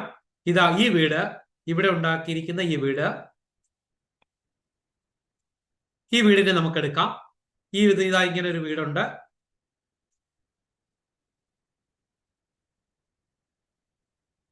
ഇങ്ങോട്ട് എന്ന് പറയുന്ന വെസ്റ്റ് സൈഡാണ്, പടിഞ്ഞാറാണ്. ഇങ്ങോട്ട് വരുന്ന അതായത് ഇത് പടിഞ്ഞാറ് ദിക്കായതുകൊണ്ട് ഇതിനെ വെസ്റ്റ് ഫേസ് ചെയ്ത വീടെന്ന്. ഈ വെസ്റ്റ് ഫേസ് ചെയ്ത വീട്ടിലായിരുന്നു പഴയ തറവാട്ടിലെ കാരണവർ. അതായത് മധ്യത്തൊരു അങ്കണത്തിന്റെ 4 വശത്തായി 4 വീടുകൾ. ഈ 4 വീടുകൾക്കും 4 ഗുണങ്ങളും 4 പർപ്പസിനുമാണ് ഇവർ ഉപയോഗിച്ചത്. അതിലെ ഒന്നാമത്തെ വീടായ ഈ വെസ്റ്റ് ഫേസ് ചെയ്ത ഈ വീട്ടിലാണ് ഇവര് ഇവര് ഈശ്വരാധീനപരമായി വിദ്യാഭ്യാസപരമായ എല്ലാ കാര്യങ്ങളും ചെയ്തത്. ഇന്നും നമ്മൾ നോക്കിക്കഴിഞ്ഞാൽ ഇസ്ലാം മത വിശ്വാസികൾ വെസ്റ്റ് ഫേസ് ചെയ്തിട്ടുള്ള ആണ് അവരുടെ പള്ളികൾ ചെയ്യുന്നതും അവർ പ്രവർത്തിക്കുന്നത്. ഇവര് പറയുന്നതും ആ വെസ്റ്റ് ഫേസ് ചെയ്ത വീടാണ് ഈശ്വരാധീനപരമായി വിദ്യാഭ്യാസപരമായി ഏറ്റവും ഉന്നതി കിട്ടുന്നത് ആ വീട്. ഇതിനെ ബ്രാഹ്മണ ഗൃഹം എന്നാണ്. അപ്പൊ വെസ്റ്റ് ഫേസ് ചെയ്ത എല്ലാ വീടിനും ഈ ഗുണം കിട്ടുമോ എന്ന് ചോദിച്ചാൽ ഇല്ല. അതിന്റെ ചുറ്റളവിനാണ് പ്രാധാന്യം. അവിടെ ഇത്ര അങ്കുലം എന്ന് പറയുന്ന ഒരു ടേബിളിലേക്ക് നോക്കും. അപ്പൊ ഞാൻ ഒന്നുകൂടി പറയാം. ഒരു വീട് നമ്മൾ ചെയ്യുന്നുണ്ടെങ്കിൽ അത് വെസ്റ്റ് ഫേസ് ചെയ്ത് വെക്കണം. ആ വീടിനെ വിളിക്കുന്ന പേര് ബ്രാഹ്മണ ഗൃഹം എന്നാണ്. അതായത് ഈശ്വരാധീനവും വിദ്യാഭ്യാസപരമായും ഉന്നതി ലഭിക്കും എന്നാണ് ഈ വീടിന്റെ പ്രത്യേകത. അപ്പൊ ബ്രാഹ്മണ ഗ്രഹം ഈശ്വരാധീനപരമായി വിദ്യാഭ്യാസപരമായി ഉന്നതി ലഭിക്കും. ഇനി ഇവിടെപ്പോ നമുക്ക് എഞ്ചിനീയറിംഗിലൊക്കെ നമ്മൾ പഠിക്കുന്നവർക്ക് അറിയാം. നമ്മുടെ സിമന്റ് മോട്ടർ, അല്ലെങ്കിൽ BM എന്ന് പറഞ്ഞാൽ ബെൻഡിങ് മൊമെന്റ്, RL എന്ന് വെച്ചാൽ റെഡ്യൂസ്ഡ് ലെവൽ, ഇതുപോലെ കുറെ ടെക്നിക്കൽ വേർഡുകൾ ഉപയോഗിക്കാം. ഇതുപോലെ തന്നെ ഇവിടെയും ഇവരും കുറച്ച് ടെക്നിക്കൽ വേർഡുകൾ ഉപയോഗിക്കും. എന്തിനെന്ന് ചോദിച്ചാൽ വഴിയാവണ്ണം പഠിച്ചവനെയും പഠിക്കാത്തവനെയും തിരിച്ചറിയാൻ വേണ്ടിയിട്ട്. അപ്പൊ ഇവിടെ ഈ വീടിനെ ഇവർ വിളിക്കുന്ന പേര് ഏകയോനി എന്നാണ്. അതായത് ഇതിന്റെ സംഖ്യ 1 ആയതുകൊണ്ട് ഇതിനെ ഇവർ വിളിച്ചു ഏകയോനി എന്നാണ്, ഒറ്റയോനി. ഇതിന് വേറൊരു പേരൂടെ പറഞ്ഞു, ധ്വജയോനി എന്ന് പറയാം. ധ്വജം എന്ന് വെച്ചാൽ കുതിര എന്നാണ്, ധ്വജയോനി കണക്ക് എന്നും പറയാം. അപ്പോ ഞാൻ ഒന്നുകൂടി റിപ്പീറ്റ് ചെയ്യാം. നമ്മളൊരു വെസ്റ്റ് ഫേസ് ചെയ്ത് ഒരു വീട് വെക്കുന്നു. ആ വീടിനെ അതായത് നമ്മൾ റോഡിന്റെ സൈഡ് നോക്കുമ്പോൾ വെസ്റ്റിലോട്ട് നോക്കി ഒരു വീട് വെക്കും. ആ വീടിനെ ബ്രാഹ്മണഗൃഹം എന്ന് പറയുന്നു. അതിനെ ഏകയോനി എന്ന് പറയുന്നു. ധ്വജയോനി കണക്ക്. അപ്പൊ ഇതിനെ ഞങ്ങളൊക്കെ ക്ലാസ്സിൽ പഠിപ്പിക്കുന്ന ഓർഡർ ഇതാണ്: വെസ്റ്റ് ഫേസ് ചെയ്ത വീട്, സംഖ്യ 1, ബ്രാഹ്മണഗൃഹം, ഏകയോനി, ധ്വജയോനി. ഫലം ഈശ്വരാധീനപരമായി വിദ്യാഭ്യാസപരമായി ഉന്നതി ലഭിക്കും എന്നതാണ് ഈ വീടിന്റെ ഫലം. അപ്പൊ നമ്മൾ ചോദിക്കും, നമുക്ക് വെസ്റ്റ് ഫേസ് ചെയ്ത എല്ലാ വീടിനും ഈ ഗുണം ലഭിക്കുമോ? അതില്ല. അവിടെ അതിന്റെ ചുറ്റളവ് കൂടി നമുക്ക് കറക്റ്റ് ആക്കണം.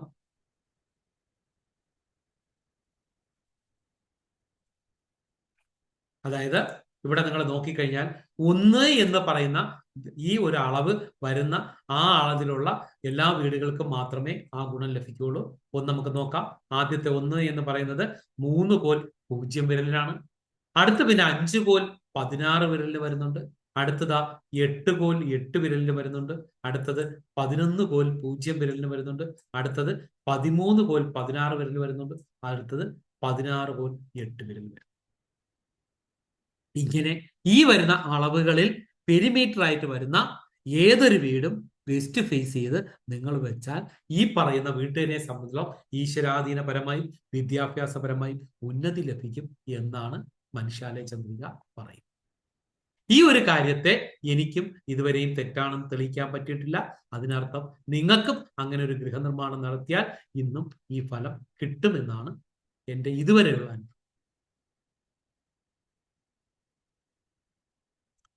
ഓക്കെ, ആർക്കെങ്കിലും ഇതിനെക്കുറിച്ച് സംശയം ഉണ്ടെങ്കിൽ ചോദിക്കാം. ഇല്ലെങ്കിൽ നമുക്ക് അടുത്ത കാര്യത്തിലേക്ക്. ഓക്കെ ആണോ ഇത്?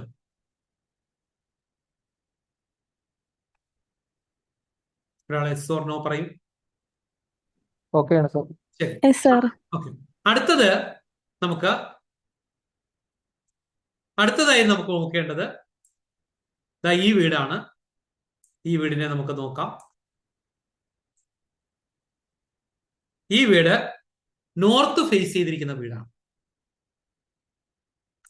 നോർത്ത് ഫേസ് ചെയ്തിരിക്കുന്ന ഈ വീടിനെ സംബന്ധിച്ചിടത്തോളം ഇതിന്റെ സംഖ്യ എന്ന് പറയുന്നത് 3 ആണ്.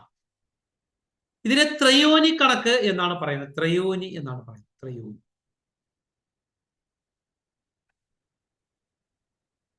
ത്രയോനി എന്ന്.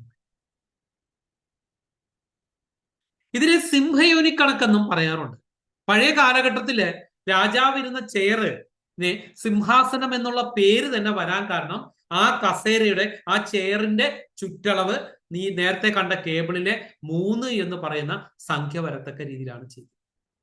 അപ്പോ ആ ചെയർ എങ്ങോട്ട് നോക്കിയിടും എന്ന് ചോദിച്ചാൽ നിങ്ങൾക്ക് പറയാൻ പറ്റും, അത് നോർത്ത് ഫേസിങ്. ആ രാജകൊട്ടാരവും നോർത്ത് ഫേസിങ്. ഇന്നും ധനവും അധികാരവും ലഭിക്കുന്ന ഗൃഹനിർമ്മാണങ്ങൾ നമുക്ക് വേണമെങ്കിൽ നമ്മൾ നോർത്ത് ഫേസ് ചെയ്ത് വെക്കണം. അപ്പൊ നോർത്ത് ഫേസ് ചെയ്ത എല്ലാ വീടിനും ലഭിക്കുമോ എന്ന് ചോദിച്ചാൽ ഇല്ല. നിങ്ങൾ ആ പെരിമീറ്റർ അഥവാ അതിന്റെ ചുറ്റളവ് 3 എന്ന് പറയുന്ന സംഖ്യയിലേക്ക് വരുത്തിയാൽ ഇന്നും ആ ഫലം കിട്ടും. ഞാൻ ചെയ്തിട്ടുള്ള വീടുകളിൽ ഒരു ഭാഗവും അത്തരത്തിൽ 3 എന്ന് പറയുന്ന ദിക്സംഖ്യ വരത്തക്ക രീതി ചെയ്തു കൊടുത്തിട്ടുണ്ട്. അതുകൊണ്ട് തന്നെയാണ് ആ വീടുകൾക്കൊക്കെ ധനവും അധികാരവും ലഭിക്കുന്ന ഗൃഹങ്ങളായിട്ട് മാറ്റുവാനായിട്ട് സാധിച്ചത്. അപ്പൊ മറ്റു കാര്യങ്ങളൊന്നും ഇവിടെ ഇല്ല. നമ്മളൊക്കെ എഞ്ചിനീയേഴ്സ് ആണ്. നമുക്ക് ആകെ ചെയ്യേണ്ടത് അതിന്റെ ചുറ്റളവ് 3 എന്ന് പറയുന്ന സംഖ്യ വരത്തക്ക രീതിയിലേക്ക് നിങ്ങൾക്ക് മാറ്റി കൊടുക്കുക എന്നുള്ളതും ആ വീട് പെർഫെക്റ്റ് ആയിട്ട് നോർത്ത് ഡയറക്ഷനിലേക്ക് നോക്കിയിരിക്കുകയും. ഓക്കെ, അപ്പൊ ഇനി ഞാൻ ഇതിന്റെ ടെക്നിക്കൽ ആയിട്ടുള്ള വീടുകൾ പറയാം. എന്താണ് ടെക്നിക്കൽ വെച്ചാൽ വാസ്തുവിന്റെ, അതായത് മനുഷ്യാലയ ചന്ദ്രികയിൽ ഉപയോഗിച്ചിരിക്കുന്ന ടെക്നിക്കൽ വീടുകൾ. 1, ഇതിനെ നോർത്ത് ഫേസ് ചെയ്ത വീടെന്ന് പറയുന്നു. അടുത്ത് ദിക്സംഖ്യ എന്നാണ് പറയുന്നത്. ദിക്സംഖ്യ 3 എന്ന് പറയുന്നു. ഇതിനെ ത്രയോനി കണക്കെന്ന് പറയുന്നു. ക്ഷത്രിയ ഗൃഹം എന്ന് പറയുന്നു. ധനവും അധികാരവുമാണ് ഫലം. ഒന്നുകൂടി റിപ്പീറ്റ് ചെയ്യാം. അടുത്ത വീട് നോർത്ത് ഫേസ് ചെയ്ത വീട്, സംഖ്യ 3, ധനവും അധികാരവും ലഭിക്കുന്നു. അതായത് ധ്വജയോനി കണക്ക് സിംഹയോനി കണക്ക് എന്ന് പറയും. ഒന്നുകൂടി റിപ്പീറ്റ് ചെയ്യാം. 1 നോർത്ത് ഫേസ് ചെയ്ത വീട്, സംഖ്യ 3, ത്രയോനി കണക്ക്, സിംഹയോനി കണക്ക്, ധനവും അധികാരവും ലഭിക്കും. ക്ഷത്രിയ ഗൃഹം എന്നാണ് പറയുന്നത്. ക്ഷത്രിയ ഗൃഹം എന്ന് പറയും. ഓക്കെ, അപ്പൊ ഒന്നുകൂടെ റിപ്പീറ്റ് ചെയ്യാം. ഒരു വീടുണ്ടാക്കുന്നു. ആ വീട് നോർത്ത് ഫേസ് ചെയ്ത് ഉണ്ടാക്കുന്നു. അതിന്റെ സംഖ്യ 3 അതിനെ ത്രയോനി കണക്കെന്ന് പറയുന്നു. സിംഹയോനി കണക്കെന്നും പറയാറുണ്ട്. ക്ഷത്രിയ ഗ്രഹമാണ്. ധനവും അധികാരവുമാണ് ഫലം. അപ്പൊ നമുക്ക് ഒന്നുകൂടി ആ ടേബിളിലേക്ക് നമുക്ക് പോകാം. ഈ ത്രയോനി കണക്കിലുള്ള വീടുകൾ ഏതൊക്കെയാണെന്ന് നമുക്കൊന്ന് നോക്കാം.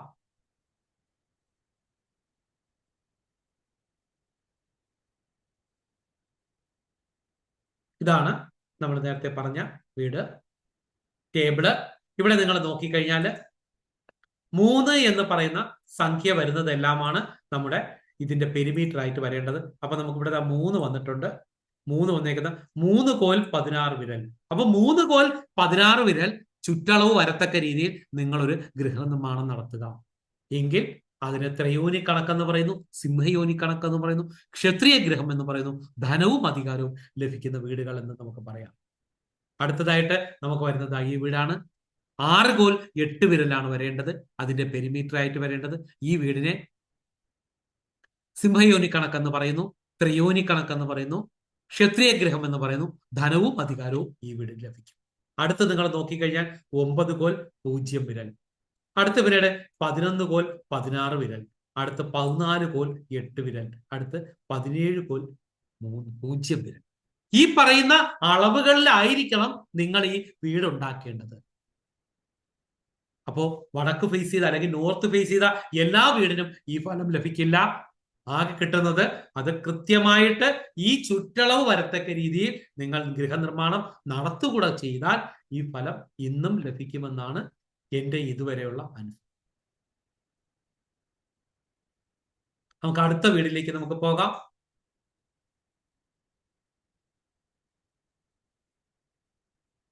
അടുത്ത വീട് ഞാനിത് എല്ലാവരും എഴുതിയെടുത്തെന്ന് തോന്നുന്നു. അങ്ങനെയാണെങ്കിൽ ഞാനിതൊന്ന് അഴിക്കുകയാണ്, മാറ്റുകയാണ്.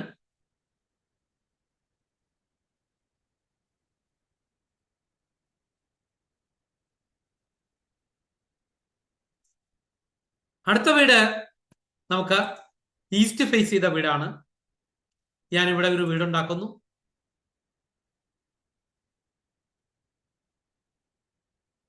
ആ വീട് ഇങ്ങനെ ഉണ്ടാക്കുന്നു. ഈ വീട് ഈസ്റ്റിലോട്ട് നോക്കിയിരിക്കുന്നു. ഇതിന്റെ സംഖ്യ എന്ന് പറയുന്നത് 5. ഇതിനെ പഞ്ചയോനി കണക്ക് എന്നാണ് പറയുന്നത്. പഞ്ചയോനി കണക്ക് എന്നാണ് പറയുന്നത്. ഇതിനെ വൃഷഭഗ്രഹം എന്ന് പറയുന്നത്. ഈർഷഭം എന്ന് പറയാറുണ്ട്, വൃക്ഷഭം എന്ന് പറയുന്നു. വൃഷഭം അല്ലാതെ ഈർഷഭം എന്നും പറയാം. കാളയോടാണ് ഉപമിച്ചത്.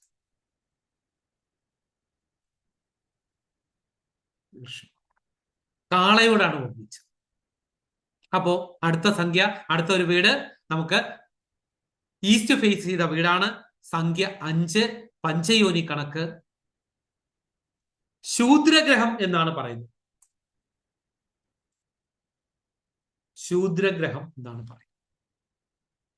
നല്ല ആരോഗ്യം, നല്ല സന്താനങ്ങൾ, കൃഷിയിൽ അഭിവൃദ്ധി ആണ് ഇതിന്റെ ഫലം. അപ്പൊ ഒന്നുകൂടി ഞാൻ റിപ്പീറ്റ് ചെയ്യാം. ഈ വീട് വെസ്റ്റ് ഫേസ് ചെയ്ത ഈസ്റ്റ് ഫേസ് ചെയ്ത വീടാണ്. ഇതിന്റെ സംഖ്യ 5, പഞ്ചയോനി കണക്കെന്ന് പറയുന്നു, വൃഷഭയോനി കണക്കെന്ന് പറയുന്നു, ശൂദ്രഗ്രഹം എന്നും പറയും. ഫലം കിട്ടുന്നത് നല്ല ആരോഗ്യം, നല്ല ആരോഗ്യം, നല്ല ആരോഗ്യം, നല്ല സന്താനം,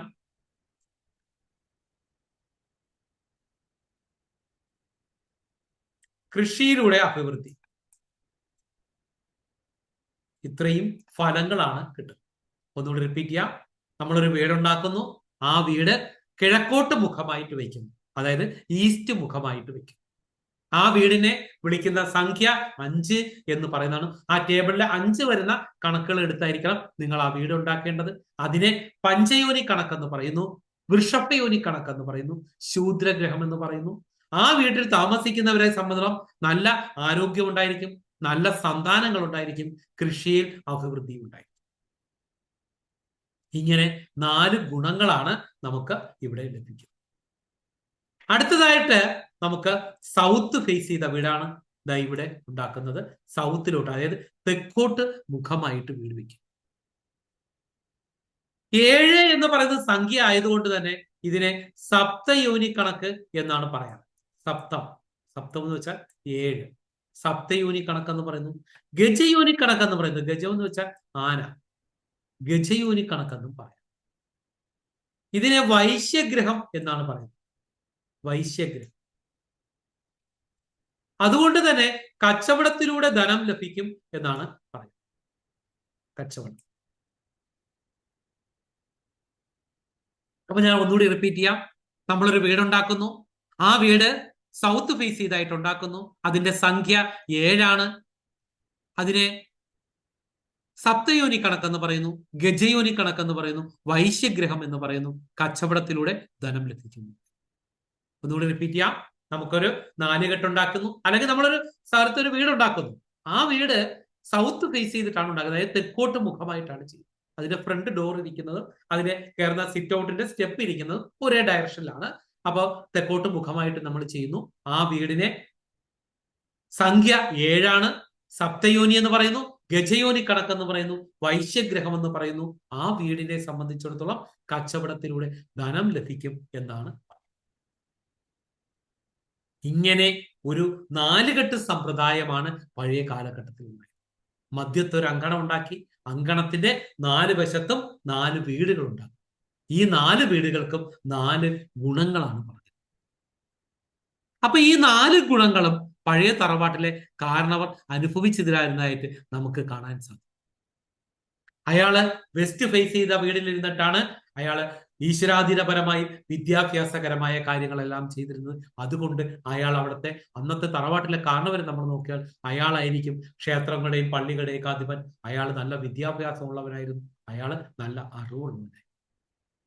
അടുത്തതായിട്ട് വടക്ക് ദർശനമായ വീട്ടിലിരുന്നിട്ടാണ്, അതായത് ആ ക്ഷത്രിയ ഗ്രഹം എന്ന് പറയുന്ന ആ വീട്ടിലിരുന്നിട്ടാണ് ഇദ്ദേഹം സിംഹാസനം എന്ന് പറയുന്ന ആ കസേരയിൽ ഇരുന്നു കൊണ്ട്, ചേറിൽ ഇരുന്നു കൊണ്ട് അയാള് അവിടുത്തെ, നമ്മുടെ തമിഴ്നാട്ടിലൊക്കെ കണ്ടാൽ ആ നാട്ടിലെ ദേശത്തിന്റെ അധിപനായിട്ട് നിന്നുകൊണ്ട് നല്ല അധികാരവും നല്ല ധനവും നല്ല പ്രശസ്തിയും ഒക്കെ ഉള്ള ആൾക്കാരായിരുന്നു അദ്ദേഹം. രാത്രി കാലങ്ങളിൽ കിടന്നിരുന്നത് ഈ പറയുന്ന 5 എന്ന് പറയുന്ന കിഴക്ക് ദർശനമായ വീടുകളിലായിരുന്നു. അതുകൊണ്ട് തന്നെ അദ്ദേഹത്തിന് നല്ല ആരോഗ്യവും നല്ല സന്താനങ്ങളും കൃഷിയിൽ അഭിവൃദ്ധിയും ഉണ്ടായിരുന്നു. അദ്ദേഹം തെക്ക് മുഖമായ ആ വീട്ടിലിരുന്നു കൊണ്ടാണ് അദ്ദേഹം അന്ന് കച്ചവടം ചെയ്യുകയും പാട്ടത്തിന് കൊടുക്കുകയൊക്കെ ചെയ്ത് ഒരുപാട് ധനം സമ്പാദിച്ചു. ഇങ്ങനെ 4 ഗുണങ്ങളും അനുഭവിച്ച പഴയ തറവാട്ടുകാരെ നമുക്ക് കാണാൻ സാധിക്കും. എന്നാൽ ഇന്ന് നമുക്ക് ഏകയോനി മാത്രമേ ഉള്ളൂ. ഏതെങ്കിലും ഒരു വീട് മാത്രമേ ഉണ്ടാക്കാൻ പറ്റൂ. ഒന്നുകിൽ നമുക്ക് വെസ്റ്റ് ഫേസ് ചെയ്ത് ഉണ്ടാക്കാം, അല്ലെങ്കിൽ നോർത്ത് ഫേസ് ചെയ്ത് ഉണ്ടാക്കാം, അല്ലെങ്കിൽ ഈസ്റ്റ് ഫേസ് ചെയ്ത് ഉണ്ടാക്കാം, അല്ലെങ്കിൽ സൗത്ത് ഫേസ് ചെയ്ത്. ഇങ്ങനെ ഏകയോനി സമ്പ്രദായത്തിൽ, അതായത് ഏതെങ്കിലും ഒരു വീട് മാത്രം ഉണ്ടാക്കുന്നു. അതുകൊണ്ടാണ് നമുക്കിന്ന് നമ്മുടെയൊക്കെ ആൾക്കാരുടെയൊക്കെ നോക്കി കഴിഞ്ഞാൽ ഒരാൾക്ക് നല്ല വിദ്യാഭ്യാസവും ഇതൊക്കെ ഉണ്ട്, ഈശ്വരാധീനവും ഉണ്ടെങ്കിൽ അയാൾക്ക് ധനവും അധികാരവും. ഈ ധനവും അധികാരവും ഉള്ളവന് സന്താനം കാണുന്നില്ല, ചിലപ്പോൾ അവന് വിദ്യാഭ്യാസം കാണും. ഇങ്ങനെ 4 ഗുണങ്ങളും അനുഭവിച്ചിരുന്ന തറവാട്ടിൽ നിന്നും ഇന്ന് നമ്മൾ ഏകശാലയായി ഏതെങ്കിലും ഒരു വീടുണ്ടാക്കാൻ. അങ്ങനെയാണെങ്കിൽ നമുക്ക് ഏത് വീടുണ്ടാക്കാം? നിങ്ങൾ ഏത് വീടുണ്ടാക്കും? ഒന്ന് ചാറ്റ് ചെയ്യാം. നിങ്ങൾക്ക് ഏതെങ്കിലും ഈ 4 ഗുണങ്ങളിലെ ഏതെങ്കിലും ഒരു ഗുണം നമുക്ക് എടുക്കാം. ഒന്ന്, വെസ്റ്റ് ഫേസ് ചെയ്താൽ ഈശ്വരാധീനവും വിദ്യാഭ്യാസവും കിട്ടും. നോർത്ത് ഫേസ് ചെയ്താൽ ധനവും അധികാരവും ലഭിക്കും. ഈസ്റ്റ് ഫേസ് ചെയ്താൽ നല്ല ആരോഗ്യം, നല്ല സന്താനം, കൃഷിയിൽ അഭിവൃദ്ധി ഉണ്ടാകും. സൗത്ത് ഫേസ് ചെയ്താൽ നിങ്ങൾക്ക് കച്ചവടത്തിലൂടെ ധനം ലഭിക്കും. അങ്ങനെയാണെങ്കിൽ നിങ്ങൾക്ക് ഇതിലെ ഏത് വീട് ചെയ്യാനായിരിക്കും നിങ്ങൾക്ക് ഇഷ്ടം? അല്ലെങ്കിൽ നിങ്ങൾക്കൊരു വീട് ഉണ്ടാക്കുകയാണെങ്കിൽ ഇതിലെ ഏത് വീടുണ്ടാകും എന്ന് പറയാമോ?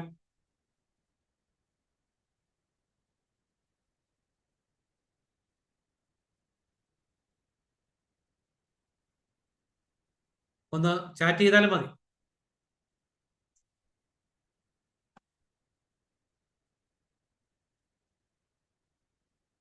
നോർത്ത് ഫേസ്, ഒരാൾ നോർത്ത് ഫേസ് പറഞ്ഞു, അടുത്ത ആൾ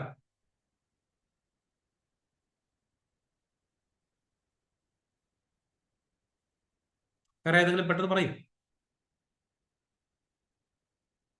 ഒന്നുകൂടി ഞാൻ റിപ്പീറ്റ് ചെയ്യണോ?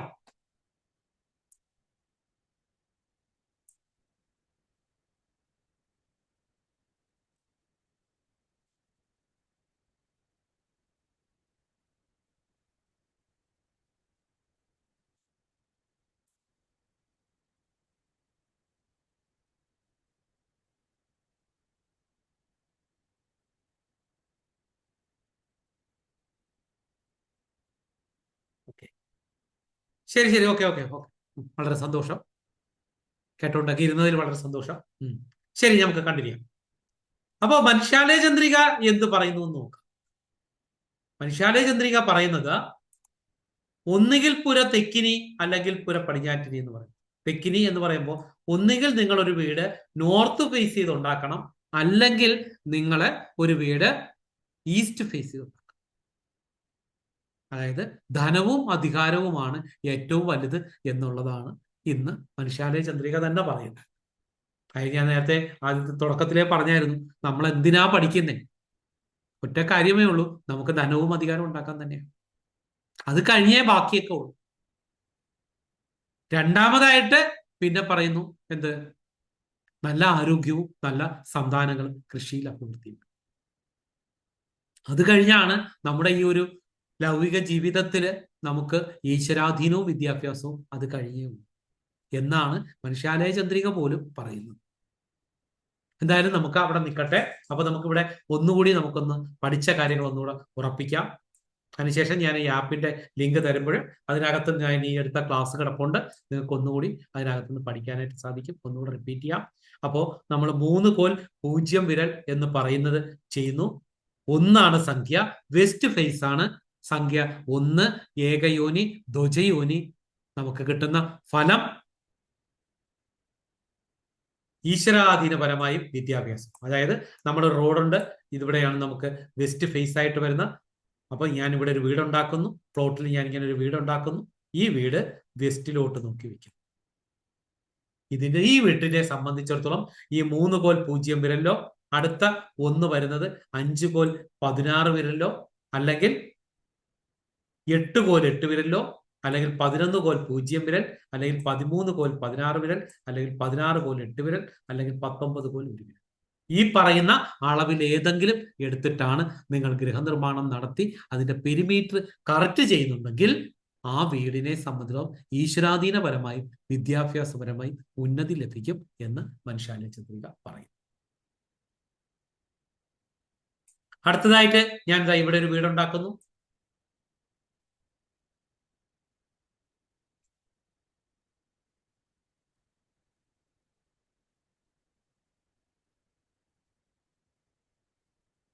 ഇവിടെയാണ് ഞാനൊരു റോഡ്, ഇങ്ങനെയാണ് ഞാൻ ഇവിടെ ഒരു വീടുണ്ടാക്കുന്നു.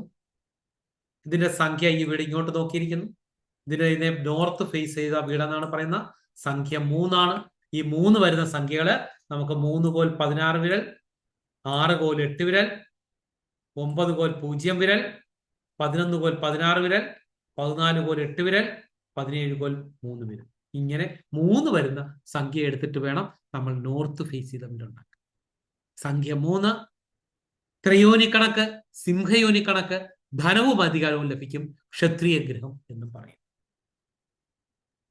അടുത്തതായിട്ട് ഈ സൈഡ് കൂടിയാണ് റോഡ്. ഇവിടെയാണ് ഞാൻ വീടുണ്ടാക്കുന്നത്. ഈ വീട് ഈസ്റ്റ് ഫേസ് ചെയ്ത്, അതായത് കിഴക്കോട്ട് മുഖമായിട്ട് ചെയ്യുന്നു. ഈസ്റ്റ് ഫേസ് ചെയ്തെന്ന് പറയുന്നു. സംഖ്യ 5 പഞ്ചയോനി കണക്കെന്ന് പറയുന്നു.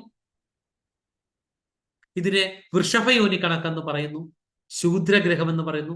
നല്ല ആരോഗ്യം, നല്ല സന്താനം, കൃഷി, അഭിവൃദ്ധി. അപ്പൊ 5 വരുന്നത് നമുക്ക് 4 കോൽ 8 വിരൽ, 7 കോൽ 0 വിരൽ, 9 കോൽ 16 വിരൽ, 12 കോൽ 8 വിരൽ, 15 കോൽ 0 വിരൽ, 17 കോൽ 16. അടുത്തൊരു വീട് ഞാൻ ഇവിടെ ഉണ്ടാക്കുന്നു.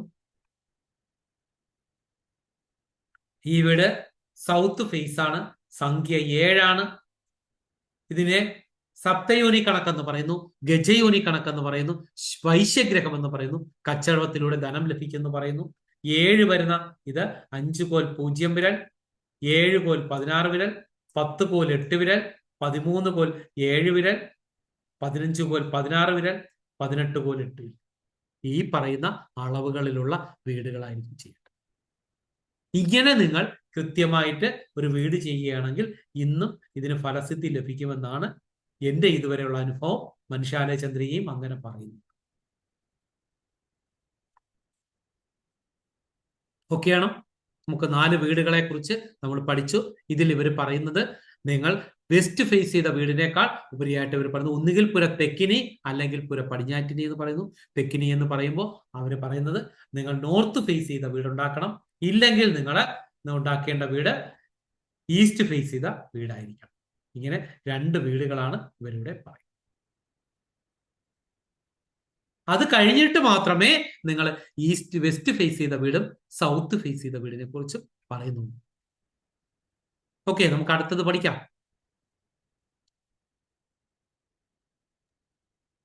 സാർ ഒരു ഡൗട്ട്. ചോദിച്ചു. ഇപ്പോൾ നമ്മൾ ഒരു വെസ്റ്റ് ഫേസ് ചെയ്ത ഒരു വീടിന്റെ കാര്യമാണ് എക്സാമ്പിൾ എടുക്കുകയാണെങ്കിൽ, നമ്മൾ ഈ പടിക്കെട്ടും വീടിന്റെ പ്രധാന വാതിലുമാണോ മെയിനായിട്ട് ഈ ഡയറക്ഷൻ നോക്കി നമ്മൾ വെക്കേണ്ടത്? ഒരു വീടിലേക്കുള്ള എൻട്രി ഏതാണോ അതായത് സ്റ്റെപ്പാണ്, ആ എൻട്രിയുടെ അവിടുത്തെ മെയിൻ ഡോർ, അത് രണ്ടും ഒരേ ഡയറക്ഷനിലായിരിക്കും. ഡയറക്ഷനായിരുന്നു. അതായത് ഇപ്പൊ ഞാൻ ഉദ്ദേശിക്കുന്നത് നോക്കൂ, ഇത്രയേ ഉള്ളൂ. ഇവിടെ ഇവിടെ പടി, ഇവിടെ ഇതാക്കാം. ഓക്കെ. ഇപ്പൊ ഡോർ മെയിൻ റോഡ് വരുന്നത് വേറൊരു ഡയറക്ഷൻ ആണെങ്കിലും നമ്മൾ പറയാൻ പറ്റില്ല, അങ്ങനെ പറയുന്നില്ല. അങ്ങനെ പറയുന്നില്ല. ഇതിലൊക്കെ ഗ്രന്ഥങ്ങൾക്കുള്ള ഒരു കുഴപ്പം, ഇപ്പൊ ബൈബിളിൽ നമ്മൾ 4 വരി പറഞ്ഞിട്ട് അടുത്ത കാര്യങ്ങളിലേക്ക് പോകുന്ന കണക്ക് തന്നെ ഇവിടെയും ഞാൻ നേരത്തെ പറഞ്ഞത് കണക്ക് ശ്ലോകങ്ങളാണ്. ഞാനിപ്പോ ജസ്റ്റ് ഒന്ന് കാണിച്ചു തരാം. നിങ്ങൾ ആ ആപ്പിനകത്ത് ശ്ലോകങ്ങൾ ഉണ്ടാവും. അതൊക്കെ ഇവിടെ നോക്കിക്കഴിഞ്ഞാൽ നിങ്ങൾക്ക് കാണാൻ പറ്റും. കാരണം ഇവിടെ ഒരു 4 വരി ശ്ലോകം കാണുന്നുണ്ടോ? 4 വരി ശ്ലോകങ്ങളാണ്. ആ ശ്ലോകം കഴിഞ്ഞ് അതിന്റെ പിന്നെ അർത്ഥം പറഞ്ഞു പോകുക. 4 വരിയെ പറയുന്നു. കാണുന്നുണ്ടോ? അപ്പോ അടുത്ത് വേറൊരു കാര്യമാണ് പറയുന്നത്. അപ്പൊ അതുകൊണ്ട് തന്നെ നമുക്ക് ഇന്നതാണ് എന്ന്, അല്ലെങ്കിൽ എന്താണ് ഫലമെന്ന് ചോദിക്കാൻ പോലും നമുക്കിന്ന് പറ്റുന്നില്ല. കാരണം ഗ്രന്ഥങ്ങൾ എഴുതിയവരില്ല. അപ്പൊ ഇങ്ങനെ ഞാനിപ്പോ ഈ പറഞ്ഞ രീതിയിൽ കൃത്യമായിട്ട് ചെയ്യുകയാണെങ്കിൽ എനിക്ക് ഇതുവരെ റിസൾട്ട് കിട്ടി. ഞാനിപ്പോ പഠിപ്പിച്ച ആയിരക്കണക്കിന് ആൾക്കാരുണ്ട്, അവർക്കും നിങ്ങൾക്കും പരീക്ഷിക്കും. കാരണം ഇതിൽ അങ്ങനെ അന്ധമായിട്ട് നമ്മൾ വിശ്വസിക്കണമെന്നോ അങ്ങനെ ഒരു വിശ്വാസമോ എനിക്കില്ല. ഞാനിപ്പോ നിങ്ങളെ എന്തുകൊണ്ട് ഇത് പഠിപ്പിക്കുന്നു എന്ന് ചോദിച്ചാൽ ഞാൻ ചെയ്ത വീടുകൾക്ക് ഈ റിസൾട്ട്. ഓക്കെ, അടുത്തതിലേക്ക് പോവാം.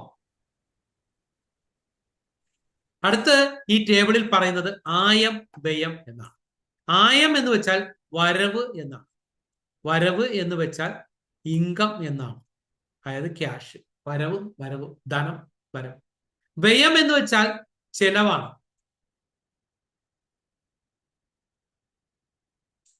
അപ്പോ ഒരു വീടുണ്ടാക്കിയാൽ, ഇനി രാജകൊട്ടാരമായാൽ പോലും, ധനവും അധികാരവും ഒക്കെ ഉണ്ടെങ്കിൽ പോലും, അത് എത്ര വരവുണ്ടെന്നും ചെലവും കൂടി നോക്കിയിട്ടാണ് അയാളുടെ ജീവിത നിലവാരം നമ്മൾ എനക്കുക.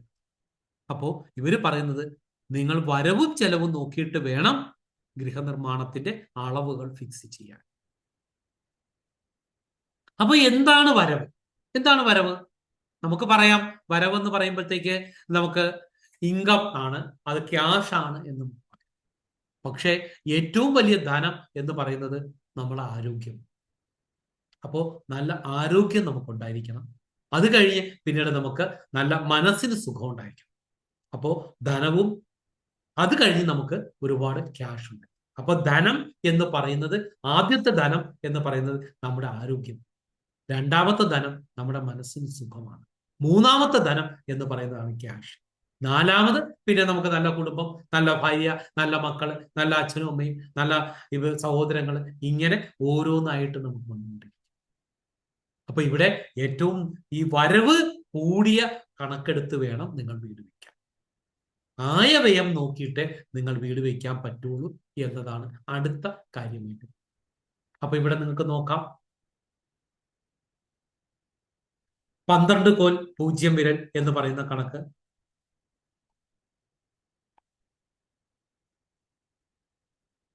ഇവിടെ നമ്മൾ നോക്കിക്കഴിഞ്ഞാൽ 3 കോൽ 0 വിരൽ നമുക്ക് എടുക്കാം. വെസ്റ്റ് ഫേസ് ചെയ്ത വീടാണ്, ഈശ്വരാധീനവും വിദ്യാഭ്യാസവും കിട്ടുന്ന വീടാണ്. ഇതിന്റെ വരവ് എന്ന് പറയുന്നത് 12ആണ്, ചെലവ് എന്ന് പറയുന്നത് 9. അപ്പോൾ വരവ് കൂടിയിട്ടുണ്ട്, ചെലവ് കുറവാണ്. അതുകൊണ്ട് നമുക്ക് ഈ വീടെടുത്ത് ചെയ്യാം. എന്നാൽ അടുത്ത വീട് 3 കോൽ 16 വിരലാണ്, സംഖ്യ എന്ന് പറയുന്ന 3ആണ്. അതുകൊണ്ട് തന്നെ ക്ഷത്രിയ ഗൃഹമാണ്, ധനവും അധികാരവും ലഭിക്കുന്നത്. പക്ഷെ വരവ് നോക്കിയാൽ 5 കോൽ 8 വിരലാണ്, എന്ന് വെച്ചാൽ 5.8 എന്ന് പറയും. ചെലവോ 11ആണ്. അപ്പോ വരവിന്റെ ഇരട്ടിയോളം ചെലവ് വരും. അതുകൊണ്ട് ഈ വീടെടുത്ത് ചെയ്യാൻ പാടില്ല. അടുത്ത് വീണ്ടും നമുക്ക് നോക്കാം. 4 കോൽ 8 വിരലുണ്ട്. സംഖ്യ 5ആണ്. ഈസ്റ്റ് ഫേസ് ചെയ്താണ്. നല്ല ആരോഗ്യം, നല്ല സന്താനം, കൃഷിയിൽ അഭിവൃദ്ധിയൊക്കെ ഉണ്ടാകും. എങ്കിലും ഇതിന്റെ വരവ് 10.16 ചെലവ് 13. അപ്പോൾ വരവിനേക്കാൾ കൂടുതൽ ചെലവുണ്ട്. അടുത്ത വീട് നമുക്ക് നോക്കാം.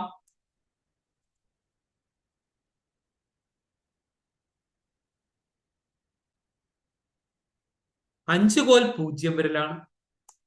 സംഖ്യ 7ആണ്. സപ്തയോനി എന്ന് പറയുന്നു. സൗത്ത് ഫേസ് ചെയ്തതാണ്. കച്ചവടത്തിലൂടെ ധനമാണ് ലഭിക്കുന്നത്. അപ്പൊ ഇവിടെ വരവ് 4 ചെലവ് 1. അപ്പൊ വരവിന്റെ 4-1 മാത്രമേ നമുക്ക് ചെലവാകുള്ളൂ. അതുകൊണ്ട് ഈ വീട് നമുക്ക് എടുക്കാം.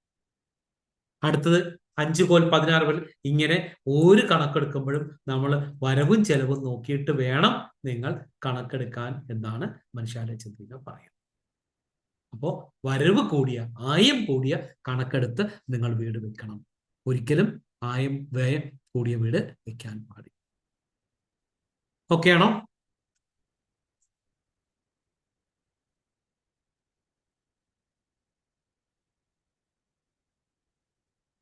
അടുത്തതിലേക്ക് പോവാം.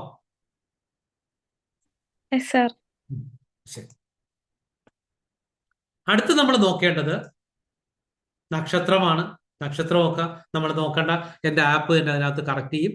ആരുടെയെങ്കിലും നക്ഷത്രം അറിയാമെങ്കിൽ നിങ്ങൾക്ക് ചെയ്യാം, ഇല്ലെങ്കിൽ നമുക്കങ്ങ് നക്ഷത്രം വിടാം.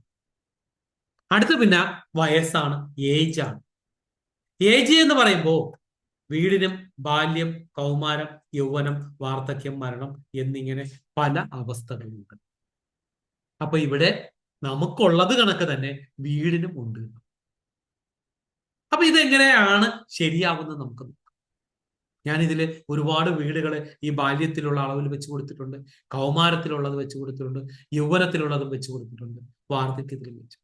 ആ അനുഭവത്തിന്റെ പുറത്ത് ഞാൻ പറയുകയാണ്. ബാല്യത്തിലുള്ള ഒരു വീടിനെ സംബന്ധിച്ചിടത്തോളം നമ്മുടെ ബാല്യം എങ്ങനെയാണോ അതുപോലൊരു അവസ്ഥയിലേക്ക് പോകും. നമ്മുടെ ബാല്യത്തിൽ എങ്ങനെയാണ്? ഇപ്പൊ ഒരു പെൺകുട്ടിയെ സംബന്ധിച്ചിടത്തോളം അതിനെ വിവാഹം കഴിച്ച് ഒരു സ്ഥലത്ത് കൊണ്ടുപോയി, അയാളൊരു വീട് വെച്ചു. അപ്പൊ ഒരു കുട്ടിയുണ്ട്.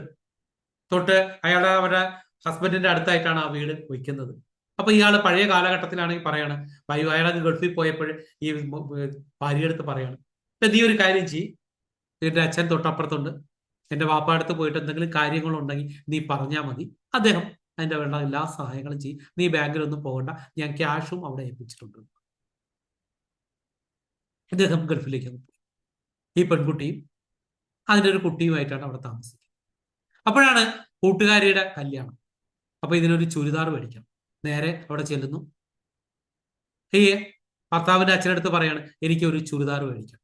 ഉടനെ ഇദ്ദേഹം പറയുന്നത് എന്തായിരിക്കും? അതിപ്പോ മേടിക്കണം, നീ കഴിഞ്ഞ ആഴ്ചയല്ലേ മേടിച്ചത്, ഇനിയിപ്പോ എന്താ മേടിക്കണ്ട, ഉള്ളതൊക്കെ ഇട്ടാ മതി. അവൻ അവിടെ പോയി കിടന്ന് കഷ്ടപ്പെടുന്ന ക്യാഷാണ്. അപ്പൊ സ്വന്തം ക്യാഷ് ആണെങ്കിൽ പോലും ഇത് വാങ്ങാൻ പറ്റാതെ തിരിച്ചു വരേണ്ട അവസ്ഥ. അതുപോലെ തന്നെ ഇപ്പൊ ഒരു കല്യാണത്തിന് നമുക്ക് നീ രാവിലെ ഒരുങ്ങുന്നില്ലേ, ഞാൻ വരാം എന്ന് പറഞ്ഞ് ഇദ്ദേഹം, ഈ കുട്ടി രാവിലെ തന്നെ എല്ലാം റെഡിയായി ഒരുങ്ങിയൊക്കെ നിൽക്കുകയാണ്. അപ്പോഴായിരിക്കും വിളിക്കുന്നത്, അതെ തേങ്ങ വെട്ടാനൊക്കെ ആള് വന്നു, നമുക്കൊരു കാര്യം ചെയ്യാം, വൈകിട്ട് റിസപ്ഷനിൽ. ഇങ്ങനെ എന്ത് കാര്യങ്ങൾക്കും സ്വന്തമായിട്ട് തീരുമാനം എടുക്കാൻ പറ്റത്തില്ല, മറ്റുള്ളവരെ ആശ്രയിച്ച് ജീവിക്കേണ്ടത്. 2 ബാല്യകാലത്തിലുള്ളത് നമ്മൾ പറയാറുണ്ട് അസുഖങ്ങളെ കുറിച്ച്. ബാല്യത്തില് നമുക്ക് പെട്ടെന്ന് അസുഖങ്ങൾ വരാനുള്ള സാധ്യതയുണ്ട്. നമ്മൾ പറയാറുണ്ട്, അപ്പുറത്ത് കുട്ടിയുണ്ട്, അതുകൊണ്ട് നീ അങ്ങോട്ട് പോകരുത് എന്ന് പറഞ്ഞ് കേൾക്കാറുണ്ട്. അപ്പൊ ഇവിടെ അസുഖങ്ങൾ വരാനുള്ള സാധ്യതയും വളരെ കൂടുതലാണ്. അടുത്തത്, ബാല്യത്തിൽ നമ്മളൊക്കെ എടുക്കുന്ന തീരുമാനങ്ങൾ എങ്ങനെയായിരുന്നു? അതൊന്നും നല്ല തീരുമാനങ്ങളല്ല. ശരിക്കും തീരുമാനങ്ങൾ എടുക്കുന്നതൊക്കെ പൊട്ടത്തനങ്ങളായിരിക്കും. ഇനി ആരെങ്കിലും നമ്മളൊന്ന് ഉപദ്രവിച്ചാലോ നമുക്ക് കൊണ്ടുകൊണ്ട് പോകാനേ പറ്റത്തുള്ളൂ, തിരിച്ച് പ്രതികരിക്കില്ല. ഇങ്ങനെയുള്ള വീടുകളെ നിങ്ങൾക്ക് കാണാൻ സാധിക്കും. ഇനി നമ്മൾ ജോലിക്ക് പോകുമെന്ന് ചോദിച്ചാൽ ബാല്യത്തിൽ അങ്ങനെ ജോലിക്കൊന്നും പോകില്ല. ഇപ്പൊ പാത്രം കഴുകാൻ എന്തെങ്കിലും ഒക്കെ നമ്മളെ വിളിച്ചു കഴിഞ്ഞാൽ കുറച്ച് കഴിയുമ്പോഴത്തേക്ക് പെൺകുട്ടികളാണെങ്കിൽ പറയും, അയ്യോ എനിക്ക് കൈ വേദനിക്കുന്നു എന്തെങ്കിലും പറഞ്ഞാൽ അപ്പോഴവിടെ നിന്ന് എസ്കേപ്പ്. ഇനി ബാല്യത്തിൽ നമ്മളിങ്ങനെ ഒരുങ്ങി ഇതായിട്ട് നടക്കും. ആരെങ്കിലും നമ്മളെ സഹായിച്ചു കഴിയുമ്പോൾ നമ്മൾ അതുകൊണ്ട് ഇങ്ങനെ ജീവിക്കുന്ന ഒരാൾക്കാരായിട്ട്. ഇങ്ങനെ ബാല്യത്തിലുള്ള വീടുകളെയാണ് ഞാൻ ഭൂരിഭാഗവും കണ്ടത്. പക്ഷെ എല്ലാ വീടുകളെയും ബാല്യമല്ല, കൃത്യമായ ദിക്കിലായിരിക്കണം. അതിന്റെ ചുറ്റളവും ഈ പറയുന്ന സംഖ്യകളിൽ ഏതെങ്കിലും ആണെങ്കിൽ കൃത്യമായിട്ട് ആ ഫലം അനുഭവിക്കുന്നതായിട്ട് കാണാൻ സാധിക്കും. അപ്പോ ബാല്യത്തിലുള്ള വീടുകളെ കുറിച്ച് ഞാൻ ഒന്നുകൂടി പറയാം. എൻ്റെ ഒരു അനുഭവം വെച്ചിട്ട് ഞാൻ പറയാണ്. അത് മനുഷ്യാരേന്ദ്രിയയിൽ എഴുതിയിട്ടുള്ളതല്ല. ബാല്യത്തിൽ ഇന്ന ഫലം എന്ന് എഴുതിയിട്ടില്ല. ഞാൻ എൻ്റെ എക്സ്പീരിയൻസിന്റെ പുറത്ത് പറയുന്നതാണ്. അത് ചിലപ്പോൾ തെറ്റുമാകാം, ശരിയും. പക്ഷെ ബാക്കിയുള്ള കാര്യങ്ങൾ ഞാൻ നേരത്തെ പറഞ്ഞതെല്ലാം ഗ്രന്ഥങ്ങളുടെ അടിസ്ഥാനത്തിൽ പറഞ്ഞു. ബാല്യത്തിൽ വെച്ച വീടിന്റെ അനുഭവങ്ങൾ ഞാൻ പറയുന്നതേ ഉള്ളൂ. അതിൽ ആദ്യത്തെ അനുഭവമായിട്ട് കണ്ടത് അവർ സ്വന്തമായിട്ട് തീരുമാനങ്ങൾ എടുക്കാറില്ല. ഈ പറയുന്ന ആള് ഗൾഫിലുണ്ടായിരുന്നെന്ന് പറയുന്ന ആള് എന്നെങ്കിലും നാട്ടിൽ വന്നാൽ അയാളും പിന്നീട് ഈ അച്ഛനും അല്ലെങ്കിൽ ഈ വാപ്പ പറയുന്നത് കേൾക്കുന്നു, അല്ലെങ്കിൽ അവിടുത്തെ ഉമ്മ പറയുന്നത് കേൾക്കുന്നു. ഇങ്ങനെ മറ്റുള്ളവരുടെ കൺട്രോളിൽ ജീവിക്കുന്ന, സ്വന്തമായിട്ട് അഭിപ്രായമില്ലാതെ വലിയ വർക്കുകളൊന്നും ചെയ്യാതെ ഇങ്ങനെ ജീവിക്കുന്ന ഒരു കൂട്ടം വീടുകളെയും നമുക്ക് മനസ്സിലാക്കാം. ഇനി രണ്ടാമത്തെ വീടാണ് കൗമാരത്തിലുള്ള. അപ്പൊ ഇവിടെ 7 കോൽ 5 പൂജ്യം വിരൽ എന്ന് പറയുന്ന ഈ അളവ് തൊട്ടുള്ള വീട്. ഇത്തരത്തിലുള്ള വീടുകളും ഞാൻ ചെയ്തു കൊടുത്തിട്ടുണ്ട്. ആ വീടുകളെ സംബന്ധിച്ചിടത്തോളം ഞാനൊരു എക്സാമ്പിൾ ആയിട്ട് പറയാം. നേരത്തെ പറഞ്ഞ പെൺകുട്ടിക്ക് കുറച്ചുകൂടി കഴിവും കാര്യങ്ങളും ഒക്കെ ഉണ്ടെങ്കിൽ ഈ പെൺകുട്ടി പറയുന്നത് എന്താണ്, അങ്ങനെ ക്യാഷ് അയാൾക്കൊന്നും അയച്ചു കൊടുക്കണ്ട, നിങ്ങൾ എനിക്ക് അയച്ചുതാ, ഞാൻ സൂക്ഷിക്കാം. അങ്ങനെ ക്യാഷ് നേരെ ഈ പെൺകുട്ടിയുടെ അടുത്ത് വരും. എന്നിട്ട് ഇയാൾ നേരെ ഗൾഫിൽ പോയി കഴിഞ്ഞാൽ പിന്നീട് അതുവരെ ബസ്സിൽ നിന്ന് അല്ലെങ്കിൽ നടന്നുകൊണ്ട് പോയിരുന്ന ആള് പിന്നീട് കാറിലും ഓട്ടോയിലേ സഞ്ചരിക്കുകയുള്ളൂ. ഒരു ഡെയിലി ഓരോ കല്യാണത്തിന് 4 ചുരിദാർ വാങ്ങുന്ന ലെവലിലേക്ക് എത്തും. കൗമാരത്തിൽ തന്നെ ഇപ്പൊ നിങ്ങളുടെ വീടുകളിലേക്ക് തന്നെ പറഞ്ഞിട്ടുണ്ടാവും, മോളെ രാവിലെ എഴുന്നേറ്റ് കുളിക്കണേ എന്ന് പറഞ്ഞാൽ അന്ന് രാവിലെ ചിലപ്പോൾ കുളിക്കത്തുള്ളൂ. ഇങ്ങനെ ഉള്ള ഒരു രീതിയിലേക്ക് പോകും. ഇപ്പൊ നിങ്ങളുടെ മാമ പെരുന്നാളിനോ മറ്റും വന്നപ്പോൾ ഒരു 500 രൂപ തന്നു, മോളെ ഇത് വെച്ചേരെ എന്ന് പറഞ്ഞ് തന്നു കഴിഞ്ഞാൽ പോകുമ്പോൾ കുറച്ച് കഴിഞ്ഞ് ആള് പോയി കഴിയുമ്പോഴായിരിക്കും പറയുന്ന, എനിക്ക് ഉമ്മ വന്നിട്ട് പറയുന്ന, മോളെ ആ പൈസയ്ക്ക് കറണ്ട് ബില്ല് അടയ്ക്കണം.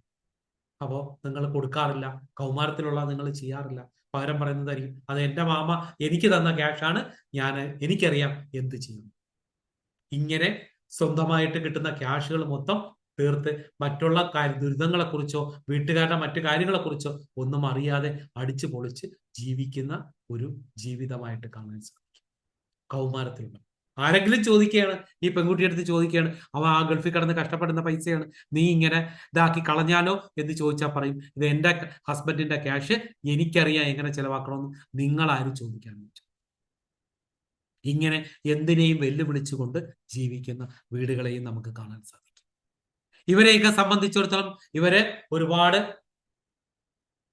ക്യാഷൊക്കെ ചെലവാക്കി വളരെ സമ്പൽ സമൃദ്ധിയോടുകൂടി ഇവരിങ്ങനെ ജീവിക്കും. എന്തെങ്കിലും ജോലിക്ക് പോകുമെന്ന് ചോദിച്ചാൽ കൗമാരത്തിൽ അങ്ങനെ അപൂർവമായിട്ട് ജോലിക്ക് പോകുക. പക്ഷെ നല്ല ആരോഗ്യമുണ്ടായിരിക്കും, അസുഖങ്ങളൊന്നും പെട്ടെന്ന് വരത്തില്ല. കൗമാരത്തിൽ നല്ല മനസ്സുഖമായിട്ട് ജീവിക്കും. മറ്റ് ദുരിതങ്ങളോ മറ്റ് കടബാധ്യതകളോ മറ്റ് ലോണുകളോ അല്ലെങ്കിൽ മക്കളെ കെട്ടിക്കണമെന്നോ അല്ലെങ്കിൽ ബാങ്കിന്റെ ലോൺ അടയ്ക്കണമെന്നോ ഇങ്ങനെയുള്ള ഒരു കാര്യങ്ങളെ കുറിച്ചും അറിയാതെ വരവും ചെലവും നോക്കാതെ ലാവിഷായിട്ട് ജീവിക്കുന്ന വീടുകളെയും നമുക്ക് കാണാൻ സാധിക്കും. അടുത്ത വീടാണ് യൗവനത്തിലുള്ള വീട്. യൗവനത്തിലുള്ള വീടിനെ സംബന്ധിച്ചിടത്തോളം നമ്മൾ നേരത്തെ പറഞ്ഞ അടുത്ത ലെവലിലേക്ക് പോകും. ധനവും അധികാരവും പ്രശസ്തിയും നമുക്കെല്ലാം ഉണ്ടാവും. എന്നാൽ നമുക്ക് ഉത്തരവാദിത്വങ്ങളും നമുക്ക് വന്നു ചേരും. നമുക്ക് ധനവും അധികാരവും ഉണ്ടെങ്കിൽ തന്നെയും നമുക്ക് നമ്മൾ അന്ന് ജോലി ചെയ്യുന്നത് അവർക്ക് വേണ്ടിയിട്ട് മാത്രമല്ല, മറ്റുള്ളവർക്ക് കൂടെ വേണ്ടിയിട്ട് നമ്മൾ ജോലി ചെയ്യേണ്ടി വരും. മറ്റുള്ളവർക്ക് കൂടെ വേണ്ട പല കാര്യങ്ങളും നമ്മൾ ചെയ്യേണ്ടി വരും. എന്നാൽ നമ്മൾ പറയുന്നതിന്റെ അപ്പുറം അവിടെ ഉണ്ടാകില്ല. ഇതുപോലുള്ള വീടുകളെയും നമുക്ക് കാണാൻ സാധിക്കും. പഴയ തറവാടുകളൊക്കെ എടുത്തിരുന്നത് യൗവന കണക്കിലാണ് വീടുണ്ടാക്കിയിരുന്നത്. ആ തറവാട്ടിലുള്ളവര് പറയുന്നതിനപ്പുറം ആ ദേശത്ത് നടക്കില്ല. അത്രയ്ക്ക് പവർഫുൾ ആയിട്ട് നമുക്ക് ചെയ്യാനായിട്ട് സാധിക്കും. ഞാൻ ഉണ്ടാക്കിയ വീടുകളിൽ ഏറ്റവും കൂടുതൽ ഞാൻ ഈ യൗവനത്തിലാണ് ഉണ്ടാക്കിയത്. അതുകൊണ്ട് തന്നെ ആ വീടുകൾക്ക് ആ ധനവും അധികാരവും ഒക്കെ ആ വീടുകളിൽ താമസിക്കുന്നവർക്ക് ഉണ്ടായി എന്നുള്ളതാണ് ഏറ്റവും പ്രത്യേകതയായിട്ട്. അപ്പോൾ ഇവിടെ യൗവനത്തിലുള്ള വീടുകൾ 11 കോൽ 16 വിരൽ, അതുപോലെ തന്നെ അടുത്തത് 14 കോട്ടിൽ 8 വിരൽ, ഇങ്ങനെയുള്ള വീടുകൾ, അതായത് 13 കോൽ 0 വിരൽ, ഇതെല്ലാം യൗവനത്തിലുള്ള വീടുകൾ. അടുത്തതായിട്ട് വാർദ്ധക്യത്തിലുള്ള വീടുകളിലേക്ക് പോകും. വാർദ്ധക്യത്തിലുള്ള വീടുകളായി കഴിയുമ്പോൾ വാർദ്ധക്യ സഹജമായ അസുഖങ്ങളും ദുരിതങ്ങളും, അതുപോലെ തന്നെ പ്രത്യേകിച്ച് ജോലിക്കുണ്ടാകാൻ പറ്റില്ല. പിന്നെ അവർ പറയുന്ന കാര്യങ്ങളൊക്കെ പഴയ കാലഘട്ടത്തിന് അനുകൂലമായിരിക്കും, ഈ കാലഘട്ടത്തിന് യോജിച്ചതാകില്ല. ഇങ്ങനെയുള്ള വീടുകളായിട്ട് തീരും. അടുത്തതായിട്ട് മരണച്ചുറ്റാൻ, മരണതുല്യമായ ദുരിതങ്ങൾ അനുഭവിക്കുന്ന വീടുകളായിരിക്കാം. ഇങ്ങനെ 5 അവസ്ഥകളിലുള്ള വീടുകളാണ് നമുക്ക് കണ്ടിട്ടുള്ളത്: ബാല്യം, കൗമാരം, യൗവനം, വാർദ്ധക്യം. ഇനി മനുഷ്യാരേചന്ദ്രിയ പറയുന്നത്, നിങ്ങൾ ഒരു വീടുണ്ടാക്കുന്നെങ്കിൽ അത് കൗമാരത്തിലോ യൗവനത്തിലോ ഉണ്ടാക്കാം. പഴയ തറവാടുകളൊക്കെ ഉണ്ടാക്കിയിരുന്നത് കൗമാര കണക്കിലാണ്. എന്നാൽ പിന്നീട് അടുത്ത തലമുറ വരുമ്പോൾ ആ വീടിന്റെ ഫലം മാറുന്നതായി കാണുന്നുണ്ട്. അടുത്ത യൗവനത്തിന്റെ ഫലമായിരിക്കും പിന്നീട്. അതിന്റെ അടുത്ത തലമുറ വരുമ്പോൾ വാർദ്ധക്യത്തിലേക്കും പിന്നീട് മരണത്തിലേക്കും പോകുന്നതായിട്ട് നമുക്ക് കാണാനായിട്ട് സാധിക്കും. ഇങ്ങനെ 4 വീടുകളെയും 4 രീതിയിലുള്ള ഗുണങ്ങൾ അനുഭവിക്കുന്നതായിട്ട് നമുക്ക് കാണാനായിട്ട് സാധിക്കും. ഒന്നുകൂടി ഞാൻ റിപ്പീറ്റ് ചെയ്യാം. പഴയ തറവാടുകളൊക്കെ ഉണ്ടാക്കിയിരുന്നത് ബാല്യത്തിലെ കണക്കിലല്ല, കൗമാരത്തിലെ കണക്കാണ്. ആ തറവാട് ഉണ്ടാക്കിയിരുന്ന കാരണം വളരെ സുഖലോലുപനായി ജീവിക്കുന്നതായിട്ട് കാണാം. അവരുടെ മക്കളൊക്കെ വളരെ വലിയ ഉയരങ്ങളിലെത്തും. ഇന്നാരുടെ വാപ്പ എന്നായിരിക്കും പിന്നീട് അറിയപ്പെടുന്നത്. അത് കഴിഞ്ഞു വരുന്ന ഇതിലെ ഏതെങ്കിലും ഒരാള് ആ വീടെടുക്കും, ആ ആള് മാത്രം അധപ്പതിച്ചു പോവും. എന്ത് തൊട്ടെന്ന് ചോദിച്ചാൽ അയാളുടെ മക്കളുടെ കാലഘട്ടം പിന്നീട് വളരെ ക്ഷയിച്ച് പോകും. ഇന്ന് പഴയ പേര് കേട്ട തറവാടുകളൊക്കെ നമ്മൾ നോക്കിക്കഴിഞ്ഞാൽ ഇത്തരത്തിൽ ക്ഷയിച്ചു നിൽക്കുന്നതായിട്ട് കാണാൻ സാധിക്കും. അങ്ങനെ കൗമാരത്തിലോ യൗവനത്തിലോ ഉണ്ടാക്കുന്ന വീടുകളാണ് പഴയ കാലഘട്ടത്തിൽ. എന്നാൽ ഇന്നിപ്പോ ഞാനൊക്കെ ഉണ്ടാക്കി കൊടുത്തത് യൗവന കാലഘട്ടത്തിലുള്ള വീടുകളാണ്. അതുകൊണ്ട് തന്നെ അവർ ആ വീടുകൾ ഉണ്ടാക്കി കഴിയുമ്പോൾ തന്നെ ധനവും അധികാരപരമായി യൗവനത്തിൻ്റെതിയിലുണ്ട്.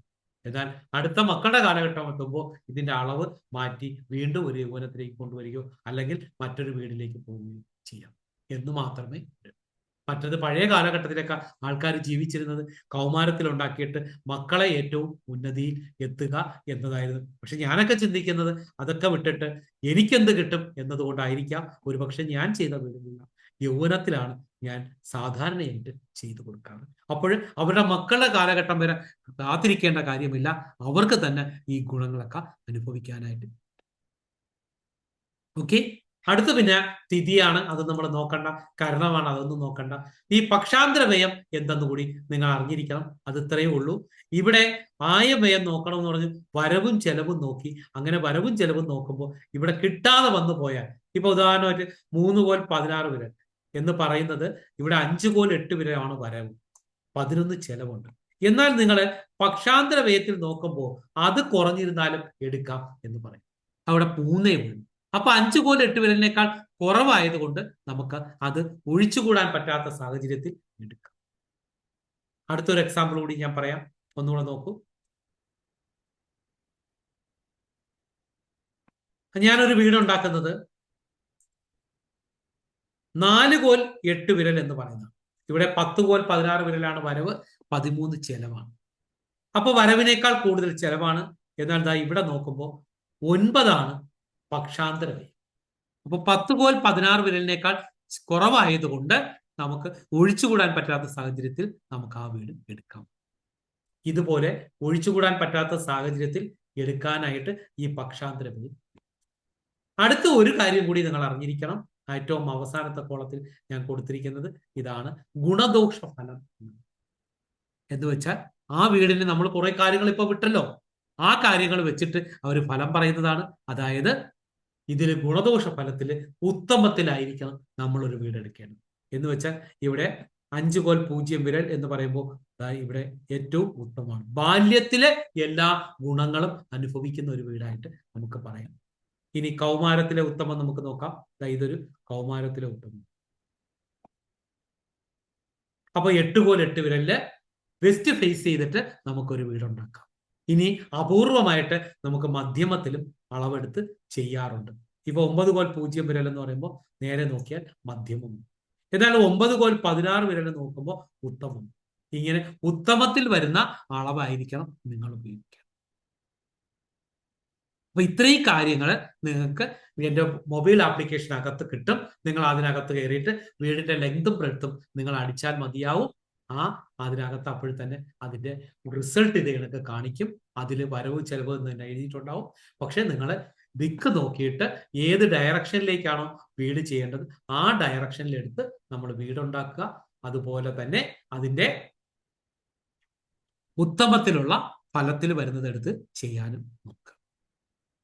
ഓക്കെ, ഇനി എന്തെങ്കിലും സംശയം ഉണ്ടെങ്കിൽ നിങ്ങൾക്ക് ചോദിക്കാം.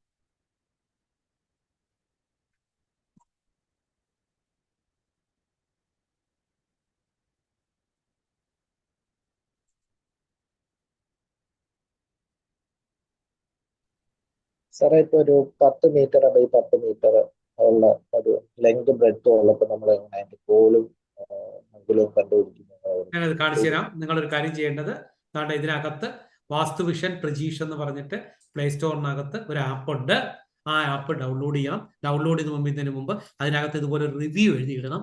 കാരണം നിങ്ങളുടെ മെയിൽ ഐ ഡി വെച്ചിട്ടാണ് ഞാൻ പാസ്വേഡ് ഇഷ്യൂ ചെയ്യുന്നത്. അപ്പോൾ ആ മെയിൽ ഐ ഡി എന്താണെന്ന് പിന്നീട് അറിയണമെങ്കിൽ നിങ്ങൾ അതിനകത്ത് റിവ്യൂ എഴുതിയിടുക. കഴിവതും 5 സ്റ്റാർ തന്നെ കൊടുക്കാൻ നോക്കുക. അതിനുശേഷം ഞാൻ ഇതിനെ ഓപ്പൺ ചെയ്യാം. ഓപ്പൺ ചെയ്തിട്ട്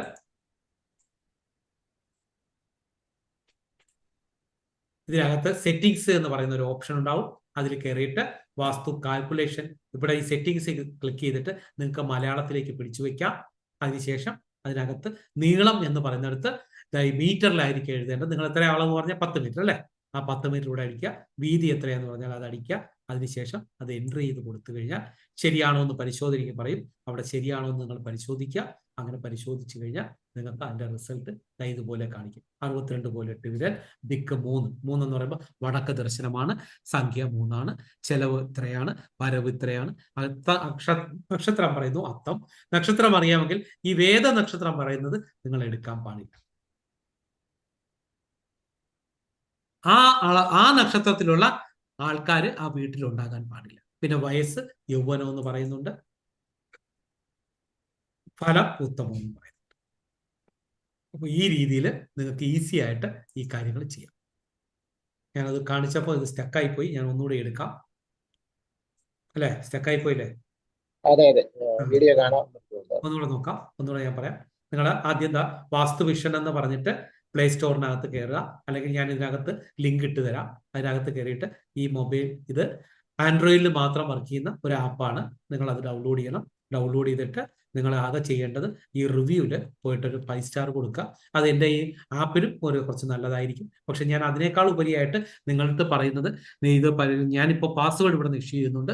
ആ ഇഷ്യൂ ചെയ്യുമ്പോൾ നിങ്ങൾക്ക് 5000 രൂപ സേവ് ചെയ്യാനായിട്ട് പറ്റും. പക്ഷെ പിന്നീട് എപ്പോഴെങ്കിലും പലപ്പോഴും പറ്റുന്നത് ഞാനിതൊക്കെ ഫ്രീ ആയിട്ട് തരും. പക്ഷെ പിന്നീട് നിങ്ങൾക്ക് മൊബൈൽ മാറുകയോ അല്ലെങ്കിൽ ഫോർമാറ്റ് ചെയ്യുകയോ എന്തെങ്കിലും ചെയ്താൽ പിന്നീട് ഇത് വീണ്ടും പൈസ ചോദിച്ചാലേ കൊടുക്കും പറ്റുള്ളൂ.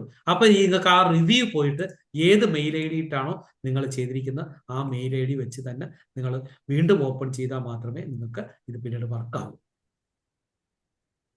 അതുകൊണ്ടാണ് ഞാനിപ്പോൾ ഈ പറയുന്ന രീതിയിൽ ചെയ്യാനായിട്ട് പറയുന്നത്. ഓക്കെ, അപ്പൊ ഈ ആപ്പ് നിങ്ങൾ ഡൗൺലോഡ് ചെയ്യണം. ഓക്കെ,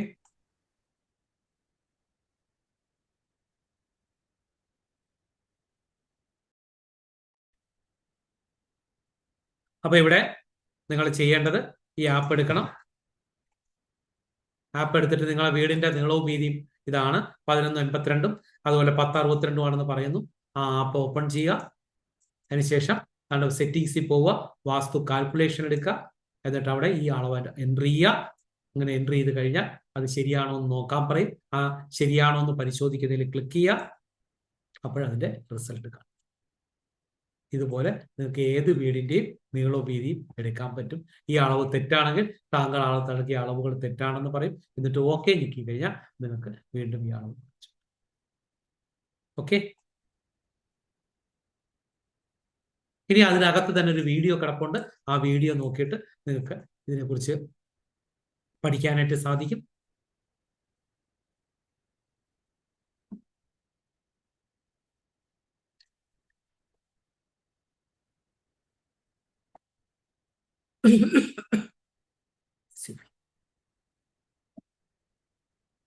അപ്പൊ ഇവിടെ ഇപ്പോ നിങ്ങൾക്ക് ഞാനൊരു ഗൂഗിൾ ഫോം ഇടാം.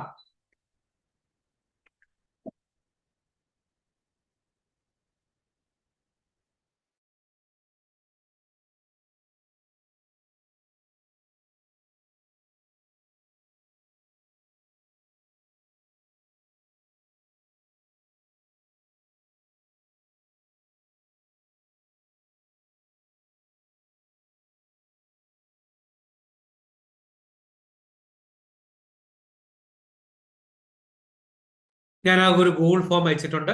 അത് പൂരിപ്പിച്ച് തരുന്നവർക്ക് മാത്രമായിരിക്കും ഞാൻ 5000 രൂപ വിലയുള്ള ആ ഒരു സോഫ്റ്റ്വെയർ അയക്കുന്നത്. നിങ്ങൾ എല്ലാവരും വളരെ ശ്രദ്ധാപൂർവ്വം അത് പൂരിപ്പിക്കണം. അതിൽ നിങ്ങളുടെ വാട്സാപ്പ് നമ്പർ ഉണ്ടായിരിക്കണം. ഫോൺ നമ്പർ എഴുതാതെ ആരെങ്കിലും തന്നാൽ ആ പാസ്വേഡ് കിട്ടുന്നതല്ല. ഓക്കെ, ഞാൻ ഒരിക്കൽ അതിൽ തന്നെ നേരത്തെ ഇട്ട ലിങ്കിൽ കൂടെ ഞാൻ ആപ്പിന്റെ ലിങ്ക് കൂടെ ഇപ്പം ഇടാം.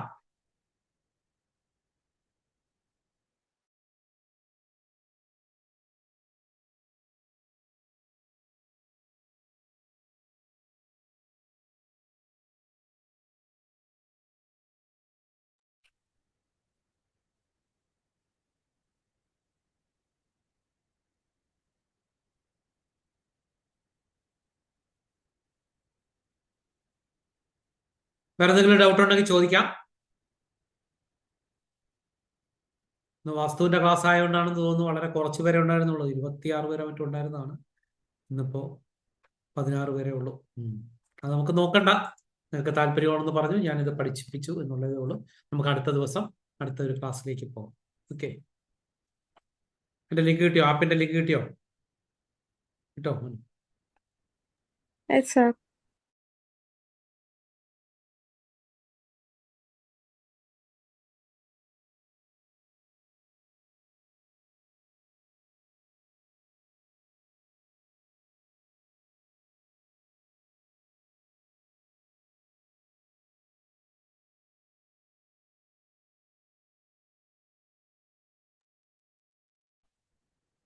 ശരി, അപ്പൊ എന്തെങ്കിലും സംശയങ്ങൾ ഉണ്ടെങ്കിൽ നിങ്ങൾക്ക് എന്റെ വിളിക്കാം. ഞാൻ തന്നെ കഴിഞ്ഞ ദിവസം എനിക്ക് ഫോൺ നമ്പർ തന്നിട്ടുണ്ട്. അതിൽ തന്നെ എനിക്ക് തോന്നുന്ന ആപ്പിലും എൻ്റെ നമ്പർ കിടപ്പുണ്ടാവും. എന്തെങ്കിലും ഉണ്ടെങ്കിൽ വിളിക്കാം. അല്ലെങ്കിൽ പേഴ്സണലായിട്ട് നിങ്ങൾക്ക് വാട്സാപ്പിൽ മെസ്സേജ് ചെയ്തിരിക്കാം. ഞാൻ അതിൽ നോക്കിയിട്ട് എന്തെങ്കിലും ആവശ്യമുണ്ടെങ്കിൽ അറിയിക്കാം. പിന്നെ എൻ്റെ ഒരുപാട് ക്ലാസ്സുകൾ ഈ യൂട്യൂബിൽ തന്നെ കിടപ്പുണ്ട്. നിങ്ങൾക്ക് ഈ വാസ്തുവിൻ്റെ തന്നെ ബാക്കി കൂടുതൽ കാര്യങ്ങളൊക്കെ അറിയാനായിട്ട് ആ ക്ലാസ്സുകളൊക്കെ നിങ്ങൾക്ക് പ്രയോജനപ്പെടും. ഇത് എന്തിന് പഠിക്കുന്നു എന്ന് നിങ്ങളൊന്ന് അറിഞ്ഞിരിക്കണം. ഞാൻ ഒരിക്കൽ കൂടി റിപ്പീറ്റ് ചെയ്യാണ്. നമുക്ക് ഇഷ്ടപ്പെട്ടതല്ല നമ്മൾ വിൽക്കേണ്ടത്, നമ്മുടെ ക്ലയന്റിന് ഇഷ്ടപ്പെട്ടത് നമ്മൾ വിൽക്കണം. എങ്കിൽ മാത്രമേ നമുക്ക് അത് കൊണ്ട് ഉന്നതിയിലേക്ക് എത്താൻ സാധിക്കുകയുള്ളൂ എന്നതുകൊണ്ടാണ് ഈ വാസ്തു നമ്മൾ കൈകാര്യം ചെയ്യേണ്ടത്. ഓക്കെ, എന്തായാലും നമുക്ക് നിർത്താം ഇന്നത്തെ ക്ലാസ്. ഇത്രയും നേരം എൻ്റെ ഈ ക്ലാസ് കേട്ടുകൊണ്ടിരുന്ന എല്ലാവർക്കും ഞാൻ നന്ദി പറയുന്നു. Thank you.